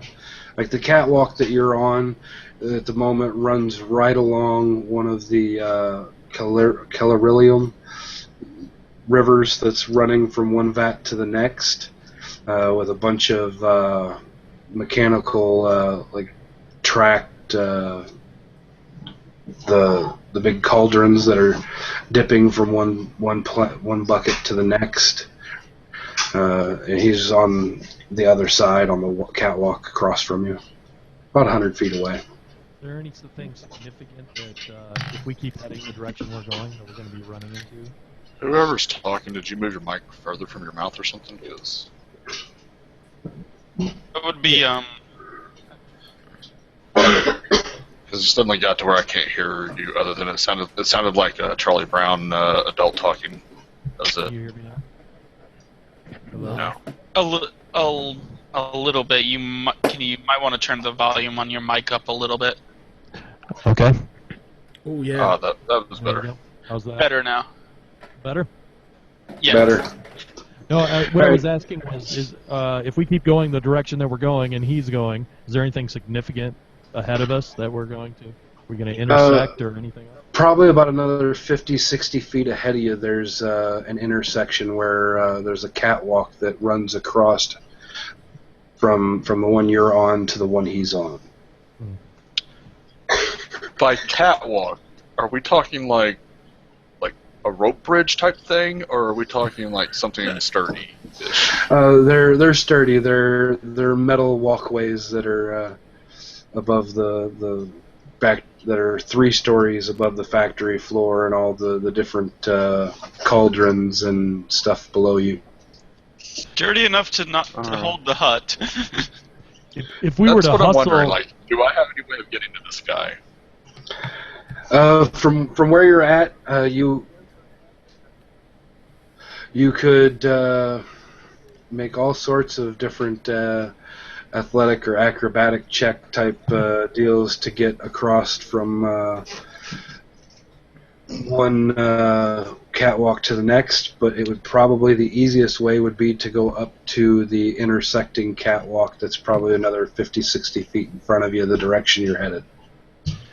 is there a catwalk behind us? I mean, could we like split up and hustle and try to cut him off? You know what I mean? There is a catwalk behind you. It's probably closer to 100 feet or more behind you. Does it seem reasonable that do we think we could run fast enough to possibly, you know what I mean, block him on both sides of the catwalk that he's on? It's quite possible. But then we'd be, if we fired, we'd be caught in we'd be shooting through, you know what I mean, toward each other. Yeah, it'd be a crossfire. If you missed it's possible you'd hit somebody that you don't want to. Well, I'm not going to hit someone I didn't mean to because I don't have a gun. Me neither. I'm gonna hit exactly who I want once I get close enough. Yeah. Is that the droid? Did you go Marauder as well? Do we have 2 Marauders? Yeah, I went Well, really simple. We could send those 2 to one catwalk and we could head to the other. Then we don't have to worry about getting shot. Did I say that out loud? I need an internal dialogue. There's our quarry, though. I'm going to start towards them. I'll let the others figure out where they're going. I'm going to start towards the closer catwalk and see if I can get over there. Okay. As he's going, I'm going as well, and Proto turns to him again with that blank droid face, and you just hear Proto go, "Ha ha, humor," and then he runs. So he's going to take 2 maneuvers to run up, right up to the catwalk before dipping around and continuing. I think Arjuno is going to actually start laying down fire with his blaster carbine, because if he's armed, I'm going to want to be keeping him busy while the hut chases him down. And once the bounty hunter starts shooting, Sola takes out her pistol and starts firing as well. Okay. We're going to go ahead and roll. This is the good Nick 2. It's like a totally different Nick 2, Just making extra money. If it's the wrong Nick 2, we're going to be so screwed. Everybody, we're going to know he's going to fall into a vat of molten lava in there. Everybody's sort of ready for a fight going, so nobody's going to have to roll vigilance, so it's all going to be cool checks. No difficulty, just make your cool check. Okay.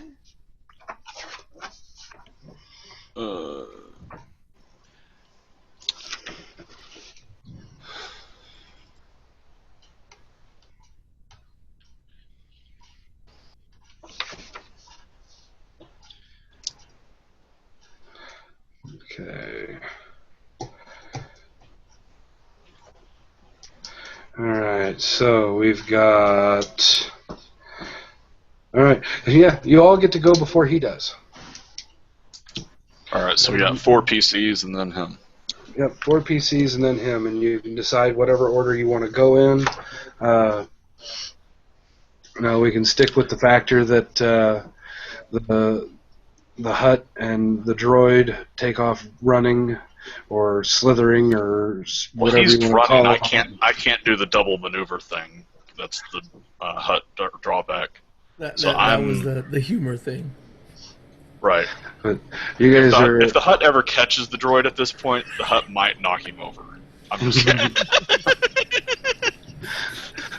So we'll go ahead and so you guys are using your turns to make your way that direction for this round. I'm going to use 1 maneuver to close and 1 maneuver to draw my weapons. Yeah, I don't have any weapons, but the 2 maneuvers I did before should have got me about to the corner of the catwalk. Yeah, And they've gotten I'll you. take another 2 maneuvers to run about halfway down that catwalk. Okay. So then that brings us around to Juno said that you were going to pull your carbine out and begin firing, and then Sola said that once you start firing, she pulls hers. So we're going to say Juno goes next, and that's going to be, let's see, at the distance you're at, that's going to be like extended range for your carbine, Yeah, I which medium. The medium or? Yeah, the range is medium. It's a blaster carbine. Oh, okay, yeah. I'm sorry. So yeah, it's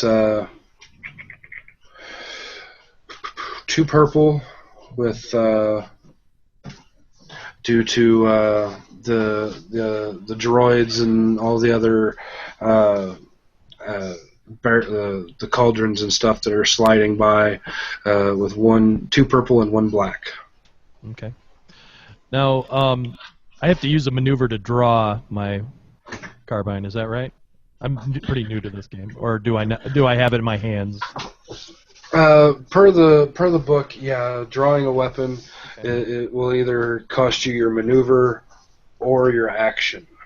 Okay. All right, so then I'm just drawing and firing. And, Okay. So we got, yeah, here we go. And you always have the option of taking 2 strain to get a second maneuver in a round if you need to for some reason. Gotcha. You don't always want to do that, and strain for some people is a bigger commodity than it is others, depending on your build. Yeah, and when your strain is tapped out, you fall unconscious. Okay. So I've got a failure and 2 triumphs. So I guess 2 advantages. 2 advantages. I'm sorry, not triumphs. Yeah. And All right, failure so- and 2 triumphs would be powerful. All right. So you fire, and you come close. You hit the rail right in front of him. You want to tell me what you're going to use your advantages for? Yeah, let's say that my blaster bullets like just kind of blast into that railing and they spark up into his face, and I can say that he has a is it disad? Is that what we call it? Not the opposite of boost. Yep, a disadvantage. All right, yeah. So he gets a setback, and Mainly Alright. what I want to do anyway is make sure that he's not blasting our other 2 people in the face. okay. Well, so yeah, you fire over, and like he sees you pulling your weapon, and he starts to pull his. Your blaster shot hits the rail right in front of him. It sparks and this and that, and he like throws a hand up in front of him because it's temporarily giving him a blinding sort of effect. I mean, he's not technically blinded per the rules or anything, but I mean, like he's throwing his hand up in front of him because not wanting to get sparks in his eyes and all that, and he can't really see through his hand. So, and Sola, that's on you. Okay, her blaster pistol is medium range as well. Okay, So what would I be rolling? you're gonna roll the same as Lonnie. Then you're gonna have 2 purple and 1 black setback due to the cauldrons that are going by. Okay, and I'm rolling my ranged, correct? Blaster pistol, yeah, that would be ranged light. Okay. 2 green, 1 yellow.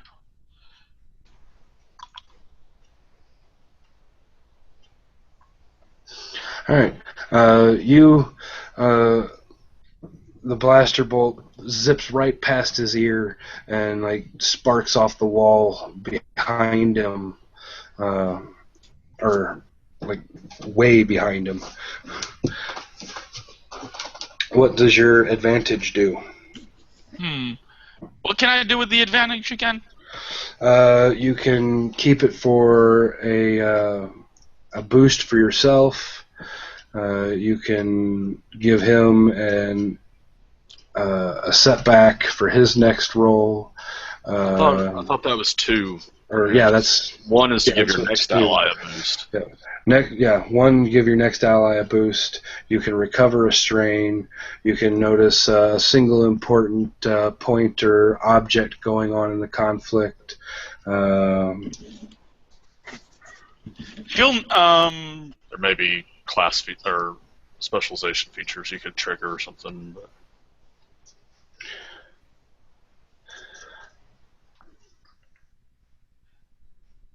she'll try and see if there's any like what sort of weapon he's going to be shooting at us.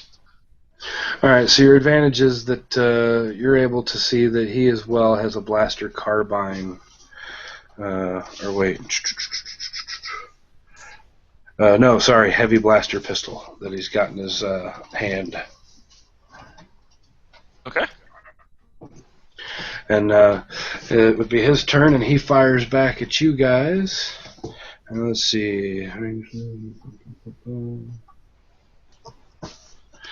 He has got... So he rolls 1 green, 2 yellow, and he's got 2 purple and 2 setback. And who's he shooting? Who's he scared of at this point? At this point, he's shooting at Juno or at Sola because she came the closest to him. I mean, I could see making a case for any of us getting shot at. Yeah, at this point, almost all of us are probably have a reason to get shot at. All right. Well, he succeeds in his shot, and let's see, for the triumph. Has defense dice. I don't know. Oh, it's a triumph. Ouch. Oh, that Yeah. sucks. Crit. You can make them lose.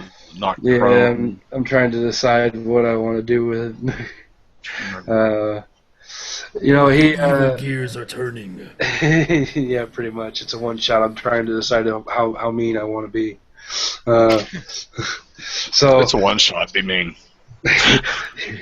he fires and he catches you right in the neck with the shot, and that's let's see, that's 7 points of damage, which you would take your soak off of that. So if you've got like a soak 3, it would be 7 minus 3, and that's the damage that you take to your wounds. Okay. And after you do that, I want you to roll me a percentile die, please, for your critical.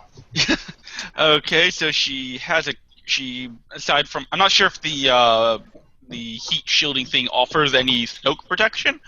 No, it's like paper thin type stuff. I mean, it's Okay. just heat reflective.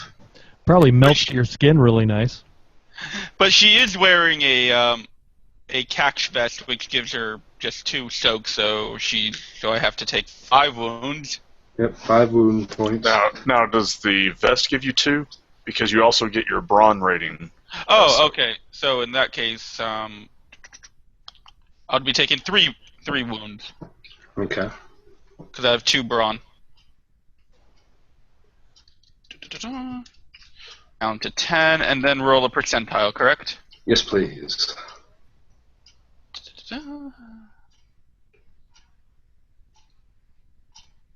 Alright, 51. Let's see. That does not seem like a pleasant experience for her.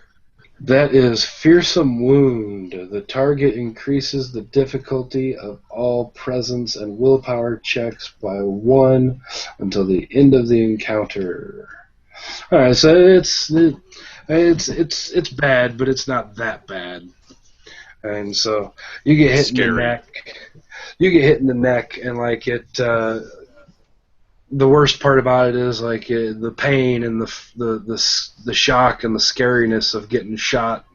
You sort of take a few steps back, and when you're back into that railing behind you, and like arm flail type of moment of oh crap, and almost fall over the back. She's while she grabs her neck and she just steps back and flails, she swears at him in because if I'm not mistaken, the Mirlin have their own language as well, correct? Yes. Probably. Okay. Almost all races have their own language beyond the Galactic Basic. Okay, at that point she just swears basically very, very vulgar words at the Nikto for shooting her in the neck. Alrighty. Shoot someone, you might as well shoot him in the neck. Well, he was going for a headshot, but I mean, He didn't get an actual success. Well, lucky me. But he clips her in the neck, and a bit of her heat shielding suit melts to the wound around it and all that. She nearly backs herself off and over the railing and into one of the Coryllium vats. Good job. And we come back around to our droid. Yeah, still running like a mad droid, full tilt, double maneuvers to get to the corner of the end of the crossing. Catwalk. You are now on the same catwalk as him, approximately 50 feet away from him, with your double maneuver. Do you want to take the 2 strain for the double maneuver in order to still have an action? I can't do anything with my action, so I'm just down. That's right. You don't have weapons. Never mind. Forget I said that. If you were a ranged guy, that would be a good option. But yeah, forget I said that. And Kepo, I'm going to guess that you're probably still doing the same, trying to make it well, I'm probably over to him. the catwalk going across now. Yeah, since I'm moving half the speed of the droid. Yep, you're on the catwalk making your way there. So if we were watching Star Wars Rebels right now, it'd be like furious firefight going on, droid running over there, and then it flashes over to the slug. Rick Blades right really fearsome armor. It's like obvious if he ever gets there, this guy is dead. Just giving him that ill look. That when I get to you. You know the old Looney Tunes cartoon where the tortoise and the hare. Yeah. Bugs takes off zipping along, and then there's the tortoise. Looks like he's just chugging along, going and going, but he ain't going anywhere. No, that would be me. What I see, the scene I see before me in my head is like this rather lanky looking old rusty security droid, like running full tilt, sparks sort of coming out of the metal heels as he clangs down on the catwalk, turning around, grabbing the bar of the catwalk, his body swinging, his feet not even leaving the catwalk, sparking on just as he turns, getting ready to pull himself with the handle that he's has a handhold on, and then just in the background, the camera panning over to this hut, just with these blades and this armor, and you can't get a straight on look on the hut. It's that lower angle looking up, where you just see all that hut jaw and stuff, and he got that like you know what's gonna happen when I get to you, right? And just that hut bob from the Slug Walk, Yes, sir. But we come back around to Juno now. Weapon drawn, partner next to him having just been shot and nearly falling off the catwalk. Yeah, she'll be all right. Yeah, so he's gonna aim this time. I totally forgot I have quick draw. Yeah, what are you gonna do? So I'm gonna if you use one of your maneuvers, I can aim, right? Mm-hmm. Is that right? All right, so I'm just gonna squeeze off some more rounds. Pew pew pew, All right. Same difficulty this time, but you'll add yourself a bonus boost die, one boost for aiming. Okay. Pew pew pew. Oh, nice. All right. So nice success along with a triumph. What do you want to do with your triumph, sir? Let's see. I'm having a look here.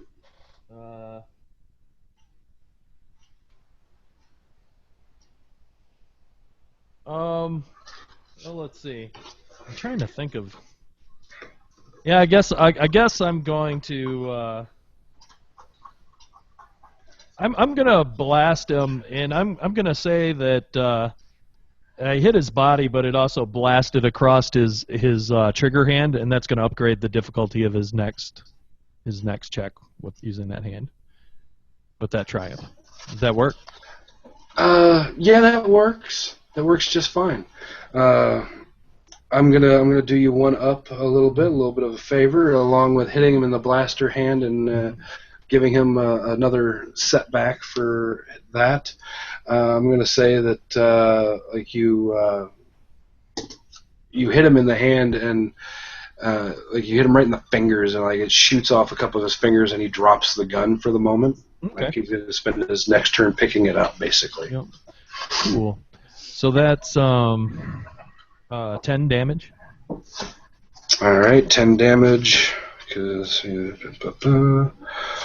that's minus the 6. That's... And Arjuno does the neck crack after he fires that last bolt, and he watches his finger flap. Oh yeah. All right, and the Nikto, I mean, he screams out, and you can just barely hear it over the drone of everything going on in here. You just hear "oh!" and you see his blaster pistol fall to the catwalk at his feet. And Solo. She's going to take the moment after she. Let me rephrase. Since she's a little bit further behind, not further behind, but a little bit further back since she stumbled back. Would that increase the range at all? Only by like 5 feet, so it's not enough to affect it. With that, she's going to take a moment to try and, since she already has her gun out, to focus and try and shoot, sort of aim down the sight to sort of just aim with a little bit more of accuracy towards him. Okay. Same as Juno, you'll add a boost die, and it'll be the same difficulty from your last roll. Okay. So 2 purple, 1 black, and you'll get an extra blue boost die.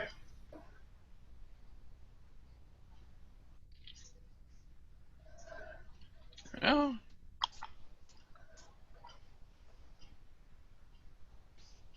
All right. 2 advantages. All right, so you hit him, and the one success activates your success. The other success adds damage to your attack. So, what kind of damage does your pistol do? And what do you want to do with your advantages? It does 6 damage. Okay, so that's 7 damage total, minus the 6 for his soak. So it's okay.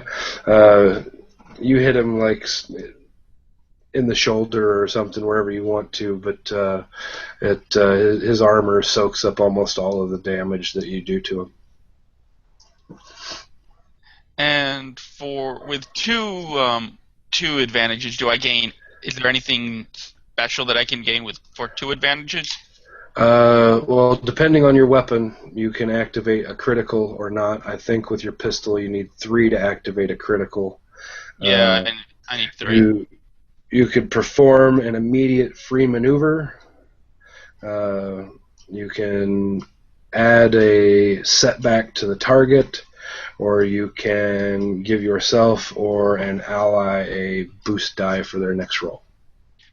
I'll give myself, since I have 2, I can do 2 different advantages, correct? That takes 2. Oh, okay. I'll give him a setback. Okay, you give him the setback. That takes all of your 2. Okay. All right, so his turn, and he spends his turn this time. He picks up his weapon and takes off running toward the droid, and as he's getting closer to the droid, he lowers one shoulder, like he's gonna try and just bulldoze through him. But with his maneuver, he's not going to reach him this turn. He's almost there. He's maybe 10 feet away from him. All right. So we are back around to the top at Proto. Yeah, Proto just meets this. Hang on, Proto. We get to choose what order. Let the guy shooting shoot before you collide with him. Yeah, you can Players can change your change order. Yeah, you can change your order each round, and you don't always have to go in the same order. Yeah. So Let I the mean, guy shooting shoot before you collide with him, and then maybe between the three of y'all, you can finish him off. Proto's about to take him alive, so if y'all want to kill him, go ahead. Well, Solo wants to kill him mostly for him shooting her in the neck. So go for it. Well, what do you guys want to do? I'm totally cool either way. It doesn't matter. What Yeah. order it comes in. Someone do something. You said you wanted to shoot him, so go shoot him. Okay. Alright, so which one of you wants to fire first? You want to keep it with Juno shooting first and then Sola, or does Sola want to fire again real quick? I'll take a shot. Okay. He'll take a shot then me. Ooh. Okay. All right, 3 successes. Yeah, alright. So 1 success activates your success, and the other 2 add on to your damage.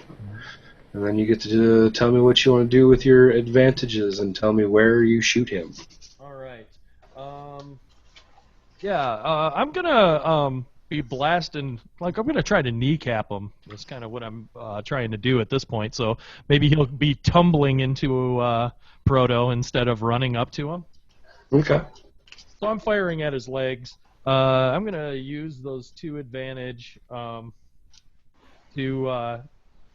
add a handoff. Can I? It says add a boost die to any allied character's next check. So can I hand that off to Proto? Yeah, you could add a boost to Proto, and you could use one of them to knock him to his knees, not completely prone, but I'd allow you to like you said, shoot him in the knee or whatever, and it would cause him to sort of stumble and whatnot. Right. Cool. So that's what I'm gonna do, and then I think it would be 12 damage.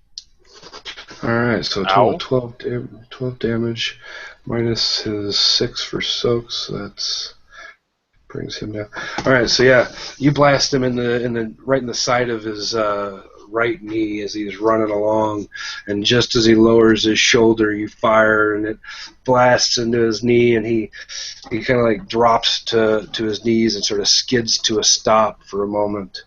And Sola? Okay, I don't have the boost die. Sorry, did you, okay, no, you aimed with yours. Okay, never mind. Yeah. Alright, Sola, if you wanna, what do you want to do?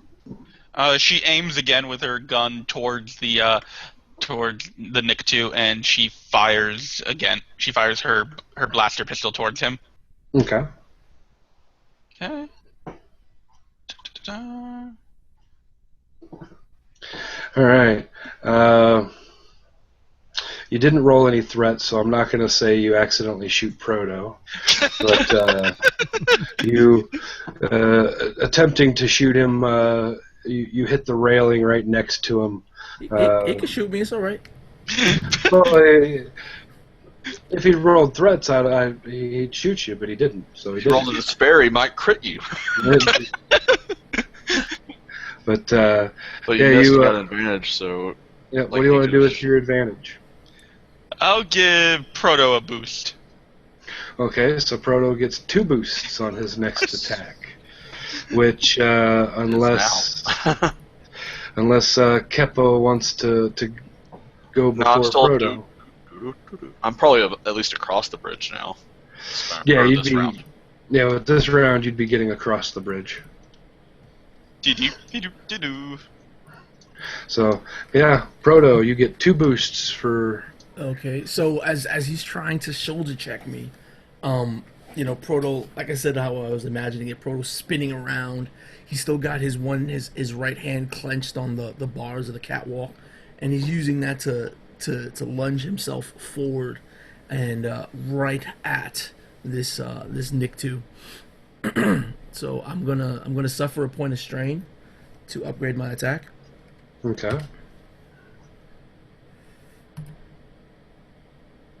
Oh, from Yeah, talent. ferocious. Frenzied attack. All right. Yeah, so I just I spear him head on. I'm gonna use the two advantage to knock him down. Okay. And I do a total of, I think that's 8 damage. All right, so 8 Yeah. damage minus, that's 2 off, so that leaves him. All right, you collide into him, and just as he's falling, the shot hits him in the knee. The next shot hits the railing. He's falling to his knees. You collide into him, and instead of catching him like mid drift, you catch him like right around the throat type of bit, and you yank him over backwards, and he's laying there prone on the ground, breathing quite heavily and quite erratically from just having his throat slammed from choke slam, basically. And what Proto will say to him is, the smart thing to do would be to submit, but I wouldn't be terribly unpleased if you resisted. And at that, he attempts to get his blaster around and fire at Proto. So let's see here, and he's got, a setback added, or 2 setbacks again added to him from earlier, and I can't see the Destiny dice from earlier, so would somebody please change a black to white? Sure thing. Because he is going to upgrade, and that puts 3 yellows versus 2 purple and 2 black.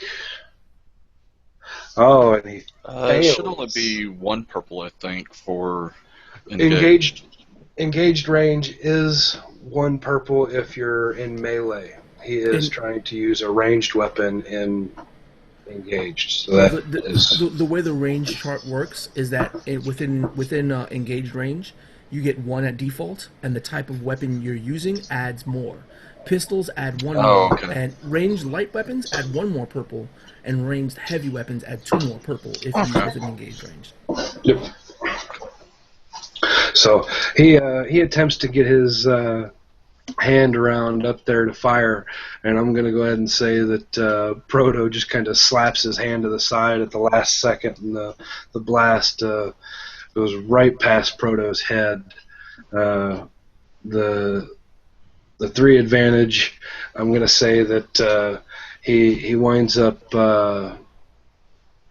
shooting one of the like an exhaust vent, an exhaust pipe that's just there next to you guys, and the 2 of you are completely obscured from vision from your ranged combatants across the way. So if they fire next time, they're going to be getting some shooting blind. So, Which may or may not be humorous. It would be great. Just to let you know, I wouldn't be opposed to it. So do whatever you feel like. but it comes back around to you guys. So how do you want to proceed with your round? Who's going and who's doing what? Am I close enough to get there with my maneuver this time? Oh yeah, Okay. yeah. Let me I go would- just I would before like you to so I go. can get out of your way. Okay, that sounds reasonable. Like seeing the hut finally come through. You know, Proto's looking over his shoulder. Huts come chugging up. He makes one of those digital sighs. Spins around over the fallen body and then just stands up and then presents his hand like he's offering for you to take your turn. Still standing in the exhaust and Oh obscured yeah, I from don't everybody bother else? getting out of the exhaust. All right, I just wanted to make sure. All right. Since this guy is clearly still shooting, I don't remember. Is there a way to the only way to make something do strain damage instead of wounds is if it has the stun quality, right? Like you can't like pull a punch or whatever to try to knock someone out instead. If you got Yeah, you lethal. can.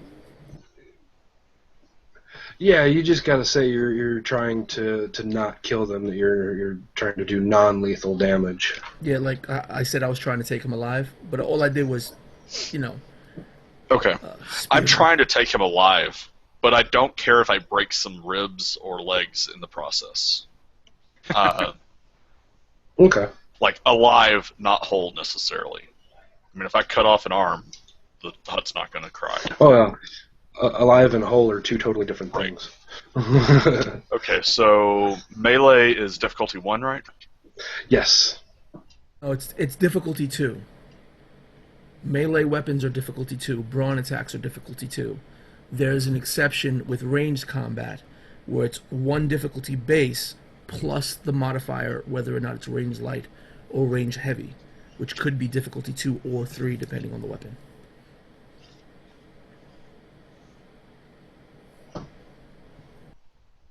Engage range to easy plus modifiers depending on weapon used. Alright, so And he's still on his back. He's prone. Is that what we said? yeah, so you'll get a boost. Get a boost from that. I'm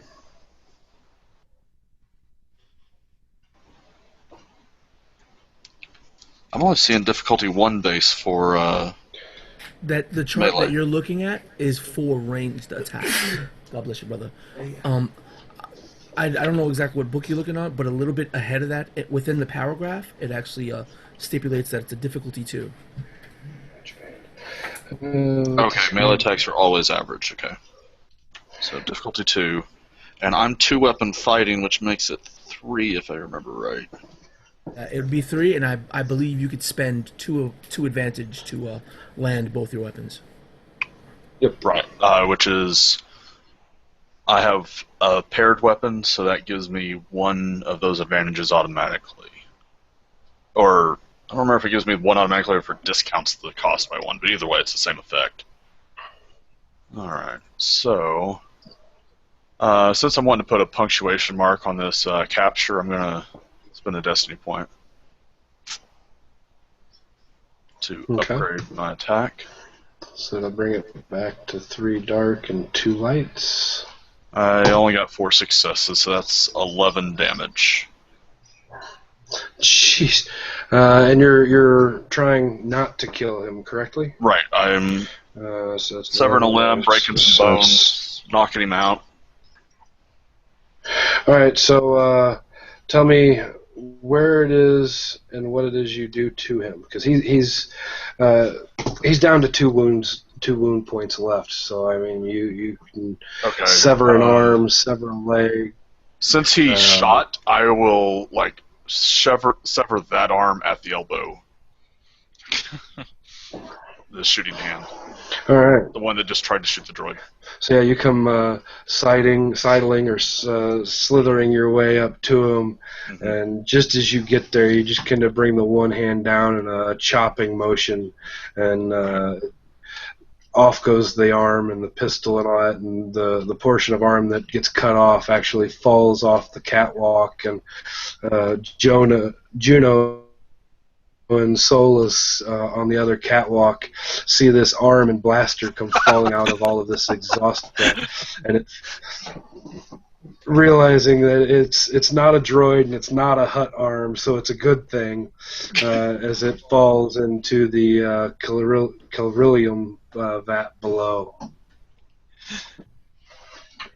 Nice. Yeah, Proto sticks his head through the smoke, looking over the edge at the hand falling down and melting away with the blaster, probably like, letting off a pop as the power source is breached, and sticks his head back and looks at his hut compatriot. I could have used that.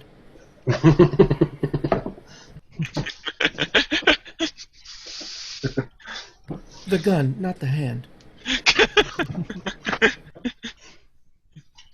To which the hut shrugs and grabs the Nick tube by the elbow, like where the elbow was attached. Like reholsters one of his weapons, grabs that elbow to, quote, staunch the bleeding, but also pull him to his feet.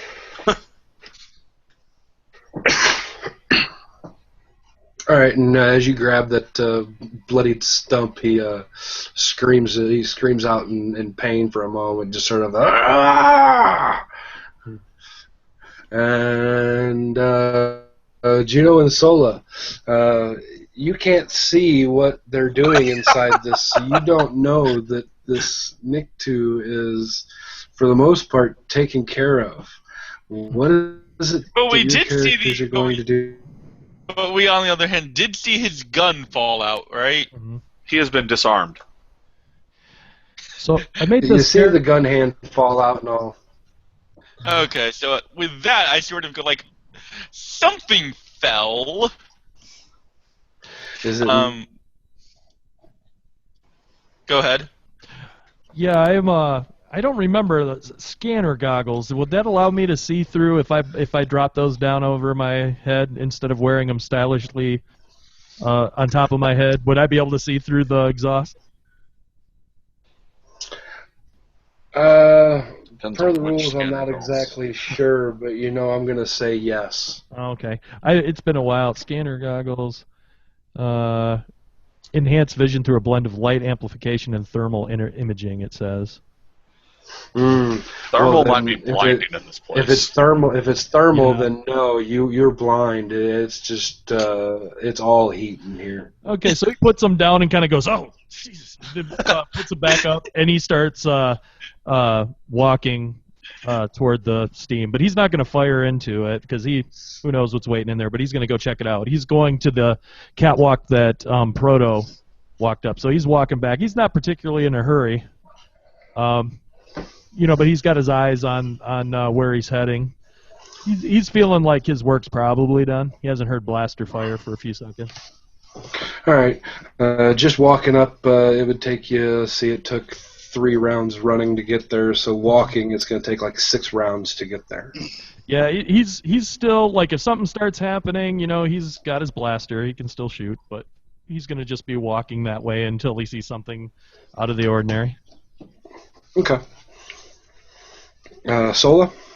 Sola, once she sees the gun hand fall out of the smoke, she will start. She keeps her gun at the side, but she also starts making her move towards the smoke, especially when when you stop hearing gun or blaster fire. So she's like, if they're not, at the very least, he's not shooting at her, so.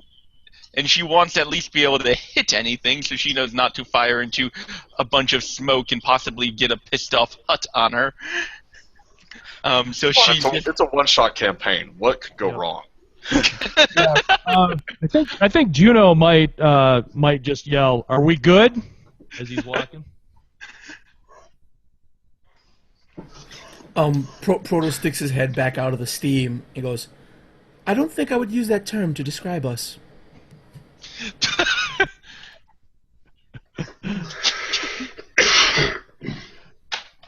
Okay, well, while you guys are using this time to chit-chat, it has fallen back around to his turn. And though he is nearly dead, he is in no mood to just give up and go quietly. Just how do you have on him, Keppo? Because he's going to activate his jetpack that he's got. God, nice. Well, I have a Brawn 5 grip on his elbow, so not Brawn 5, Brawn 4. So, all right, so we're gonna. I don't know what the mechanics would be for this. All right. He activates his jetpack, and I'm not exactly sure what the mechanic is, so we're just going to go with it on the fly. I want you to roll me a percentile. If you roll me below 50%, you lose your grip, and he flies off. Or as he's flying off, you lose your grip, and you're going to fall over the edge. Okay. If you, I want to use, rather than percentile, I want to use something that's in the system. So he ignites the jetpack and is about to take off. I want to spend a destiny point and say that the jetpack, because of the fight, one of the blaster shots nicked it, so it does not fire off correctly, and therefore he does not get to launch in the way he's expecting, and instead it ends up just knocking him back on his ass.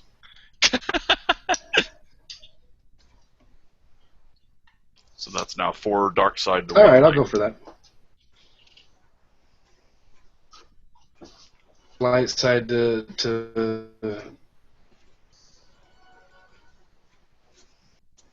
with 4 dark side, you with 1 light side left.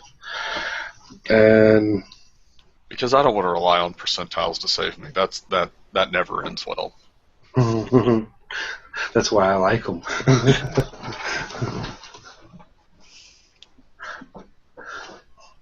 All right, but yeah, he uses his to activate his jetpack, and like only one of the 2 jets activates, and like it.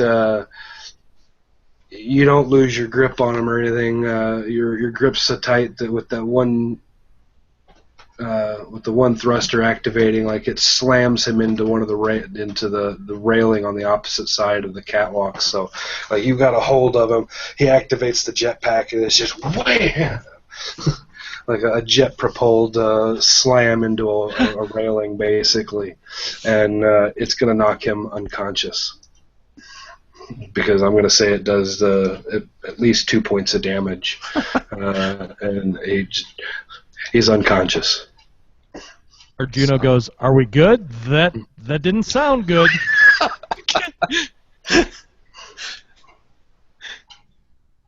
And Proto sticks his head back out of the smoke again. Approaching I would say more morally gray. The 2 of you that are approaching just hear, Jabba's laugh whenever Leia, like from the darkness in Episode 6. You hear that coming from the steam. So, judging by a Hutch laugh, I think we're doing good. Or at least the Hut's amused. I mean, if nothing else. So it's not all bad. At least not all bad for the Hut. Depends on your perspective on where you're standing. All right, but you guys have got your quarry unconscious and at your mercy with just 1 arm left. He is bleeding profusely from his stump of an arm. Well, that's where I was attempting to hold him by to at least slow the bleeding. Oh, you can slow the bleeding quite a bit, but it's still not going to stop it. He's still just gushing. And I have no medicine skill to stop it. I'm just like trying to slow it. The classic Hut tourniquet. Crunch. So you've got your quarry, but you still haven't found where it is he's staying in this place, and he's unconscious and slowly bleeding to death. And as soon as the Hut lets go of his arm, he will go from slowly bleeding to death to quickly bleeding to death. Well, I say we cauterize this arm in some of this, what is it called? Why can't I say it right? Corellium? Corellian, yeah. Okay, That would... Proto will walk up to Juno and Sola and looking at their firearms. Would you mind if I borrow one of those? Sola looks to the bounty hunter mostly just to see if the bounty hunter wants to give his gun up first. Yeah, I go, you can totally borrow Sola's gun. Alright, so Proto takes Sola's gun, makes motion, grabs Sola's gun. Thank you for your cooperation. Even though she lets Proto take the gun, she gives him a death glare. What? This droid may not make it out of this factory. I'm just saying. Looks at Sola. Oh, I get it. Amusement.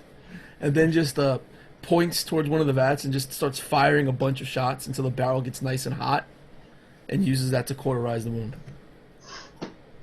All right, works for me. And then hands the gun back to Sola.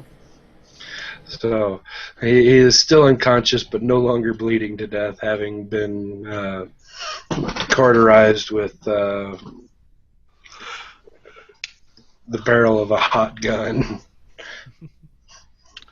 I mean, there's definitely worse ways to survive. Oh yes, definitely.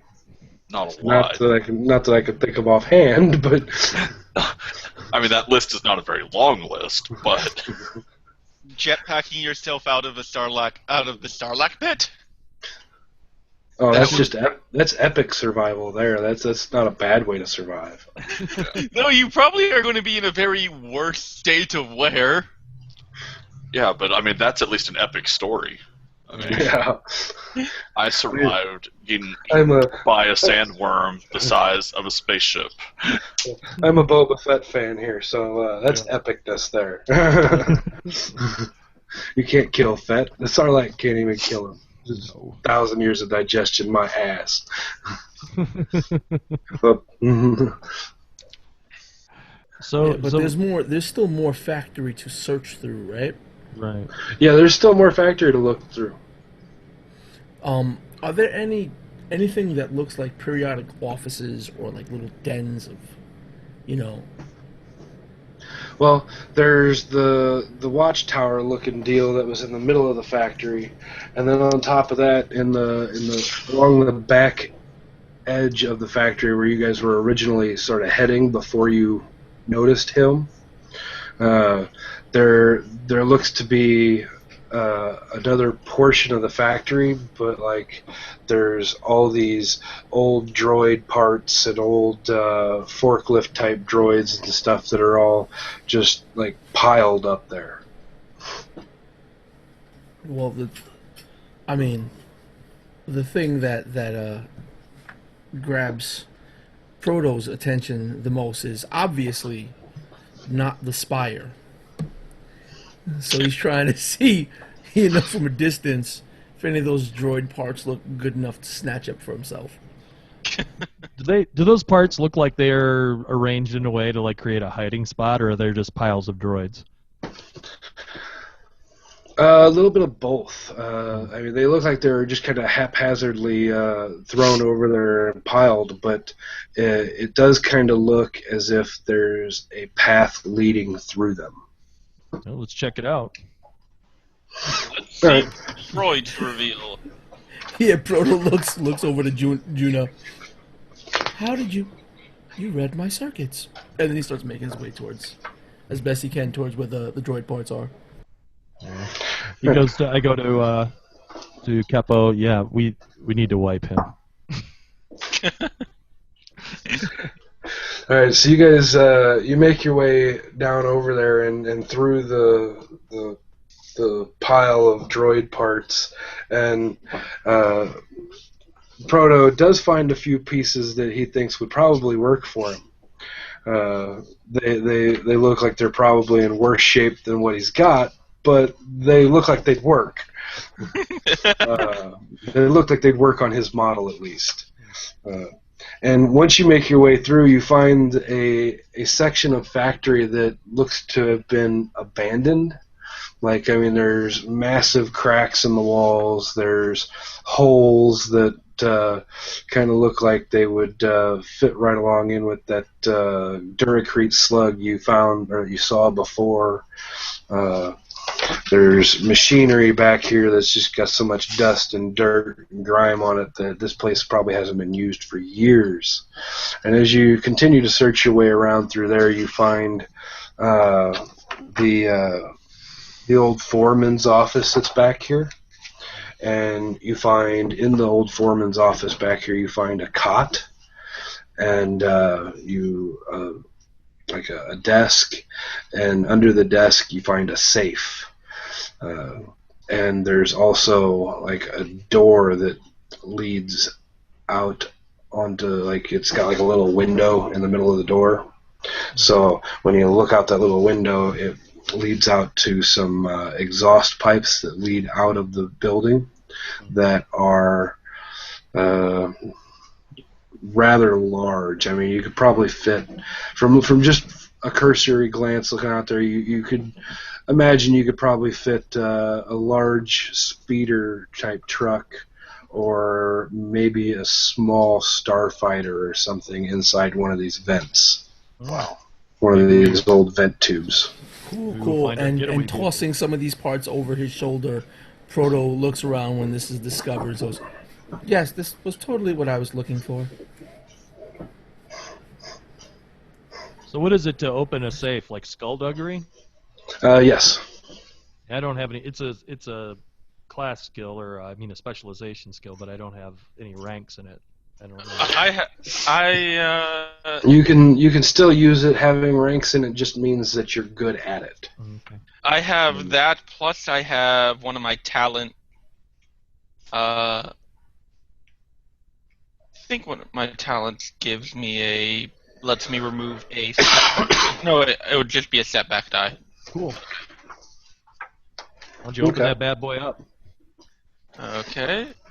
All right, so it's going to be a hard difficulty, so it's going to be 3 purples.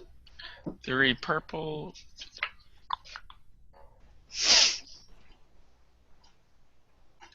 There we go. So there, 1, 2. Purple. Oh, right. Yeah. Today the dice love me today. Yeah, they do. It just like you get down there to it and you start working your magic at it, and like you realize how simple this lock is. Like this is whoever put this safe in here did not splurge for a very safe safe. It doesn't take you but maybe 30 seconds to pop this safe open. And What do I find in the safe? along with roughly about 200,000 credits, you find a blaster pistol, 2 frag grenades, and a mini thermal detonator. Well, And because of the triumph, I'll let you tell me one other thing you find in there. okay, one other thing I find in there. What sort of thing would work for being in a safe in this sort of thing? It's one of those little floor saves. It's probably 2 foot by 2 foot square.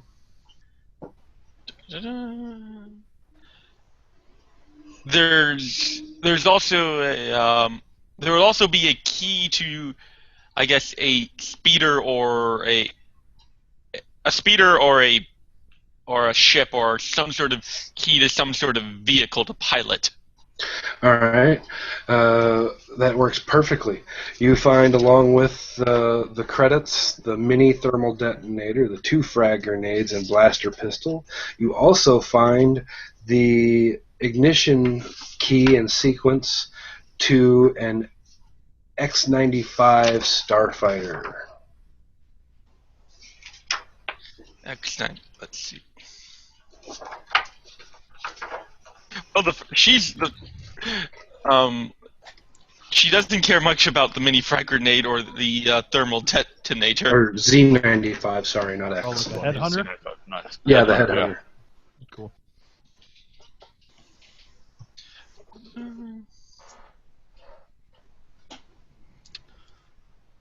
Now, the only place that you guys haven't checked still is out the door toward the big exhaust vents. Yeah, we probably want to check that. There's probably some sort of. You said that was vehicle sized, right? Yeah, Yeah, it looked like it. it's certainly at least hut size. If What are nobody you saying? grabs the pistol, Proto will grab the pistol. Sola's grabbing the money, the money and the key to the ship. All right, that leaves a heavy blaster pistol and 2 frag grenades and 1 mini thermal detonator. I will grab an armful of frag grenades and detonator. Yeah, like I said, all I wanted to grab was the pistol. All right, so that now leaves behind an empty safe. And I don't want it. four seemingly pleased. How big is this safe? It's about 2 foot by 2 foot square and probably about 2.5 to 3 foot deep, because it's in the floor. Oh, it's embedded in the floor. Never mind that. Yep. I was gonna say, well, now that it's open, it'd probably be pretty easy to lift if it wasn't embedded in the floor. Yeah, it's a floor safe, and like I said, it's not a very good safe. All right. Well, let's check outside then. Right, you head out to these large out this door, and you find that it leads out to a sort of a dock sort of bay, that has these large exhaust ports that lead off of it. And one of the exhaust ports has a hole cut in it. And inside this big round exhaust pipe, you find a Z95 AF4 Headhunter. That along its elongated nose has the words Blade's Edge painted on it. The ramp to the ship is down, and there are a couple of crates sitting there. Look at the crates. Arjuno goes, well, so you got the blaster, you got the money, you got the grenades. This is probably mine, right? This headhunter? We can split it all up whenever we get back. And Of if you course, don't like that deal, I've got the mini thermal detonator. and I get it. Humor. I have the keys. So you're opening the crates, you said? I'm opening one of them to see what's in. All right, you crack open the crate, one of the crates, and in it is a bunch of little packets of this sort of cinnamon-colored spice-looking granule. Is it Glitterstem spice? It is indeed. Yes. The Hut's like, I know someone who will buy this. You also know that this is the spice that was stolen from the Pikes that you are working for. The crates have their logo on the inside of the lid. How many crates are there? There are 2 crates that are still sealed and 2 more that are cracked open and empty. And empty? So I had to open one of the sealed ones, so... Yep. Okay. The 2 other crates that are cracked open and empty don't have any logos on them. Like the one that you crack open, though, has the Pike logo on the Pike family logo on the inside. Okay.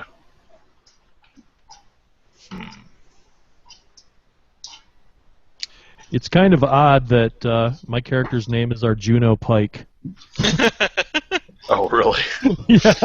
Suddenly I feel much less like trying to swindle this. It's kind of odd. Yeah. And are they spelled the same, or is it just a common surname? I just spelled mine P-Y-K-E, Pike. Oh, yeah, it's even spelled the same. Is it really? Are you serious? Yep. I thought I was like, I can't spell it. Okay, now here's the better question.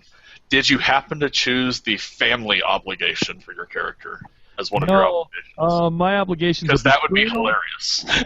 Betrayal and gang. I wrote down. I made this character a month ago. I only played one session. Well, gang. The Pikes are a criminal family syndicate. So if this was a ongoing campaign, I would probably say that I betrayed them. So. Yeah. So if this is an ongoing thing. But that is the end of our bit here. Cool. Awesome. Thanks for running, man. Enjoyable. Yeah, thanks for running. Do you have any ongoing game openings at the moment? Or do you know of any with the group? Yeah, I'm not. Well, I don't know if there's. Well, I'm currently in one right now. I don't think it has any openings though. Currently, I've been running an ongoing campaign that Nelson's been playing in, but we can discuss that here in just a moment.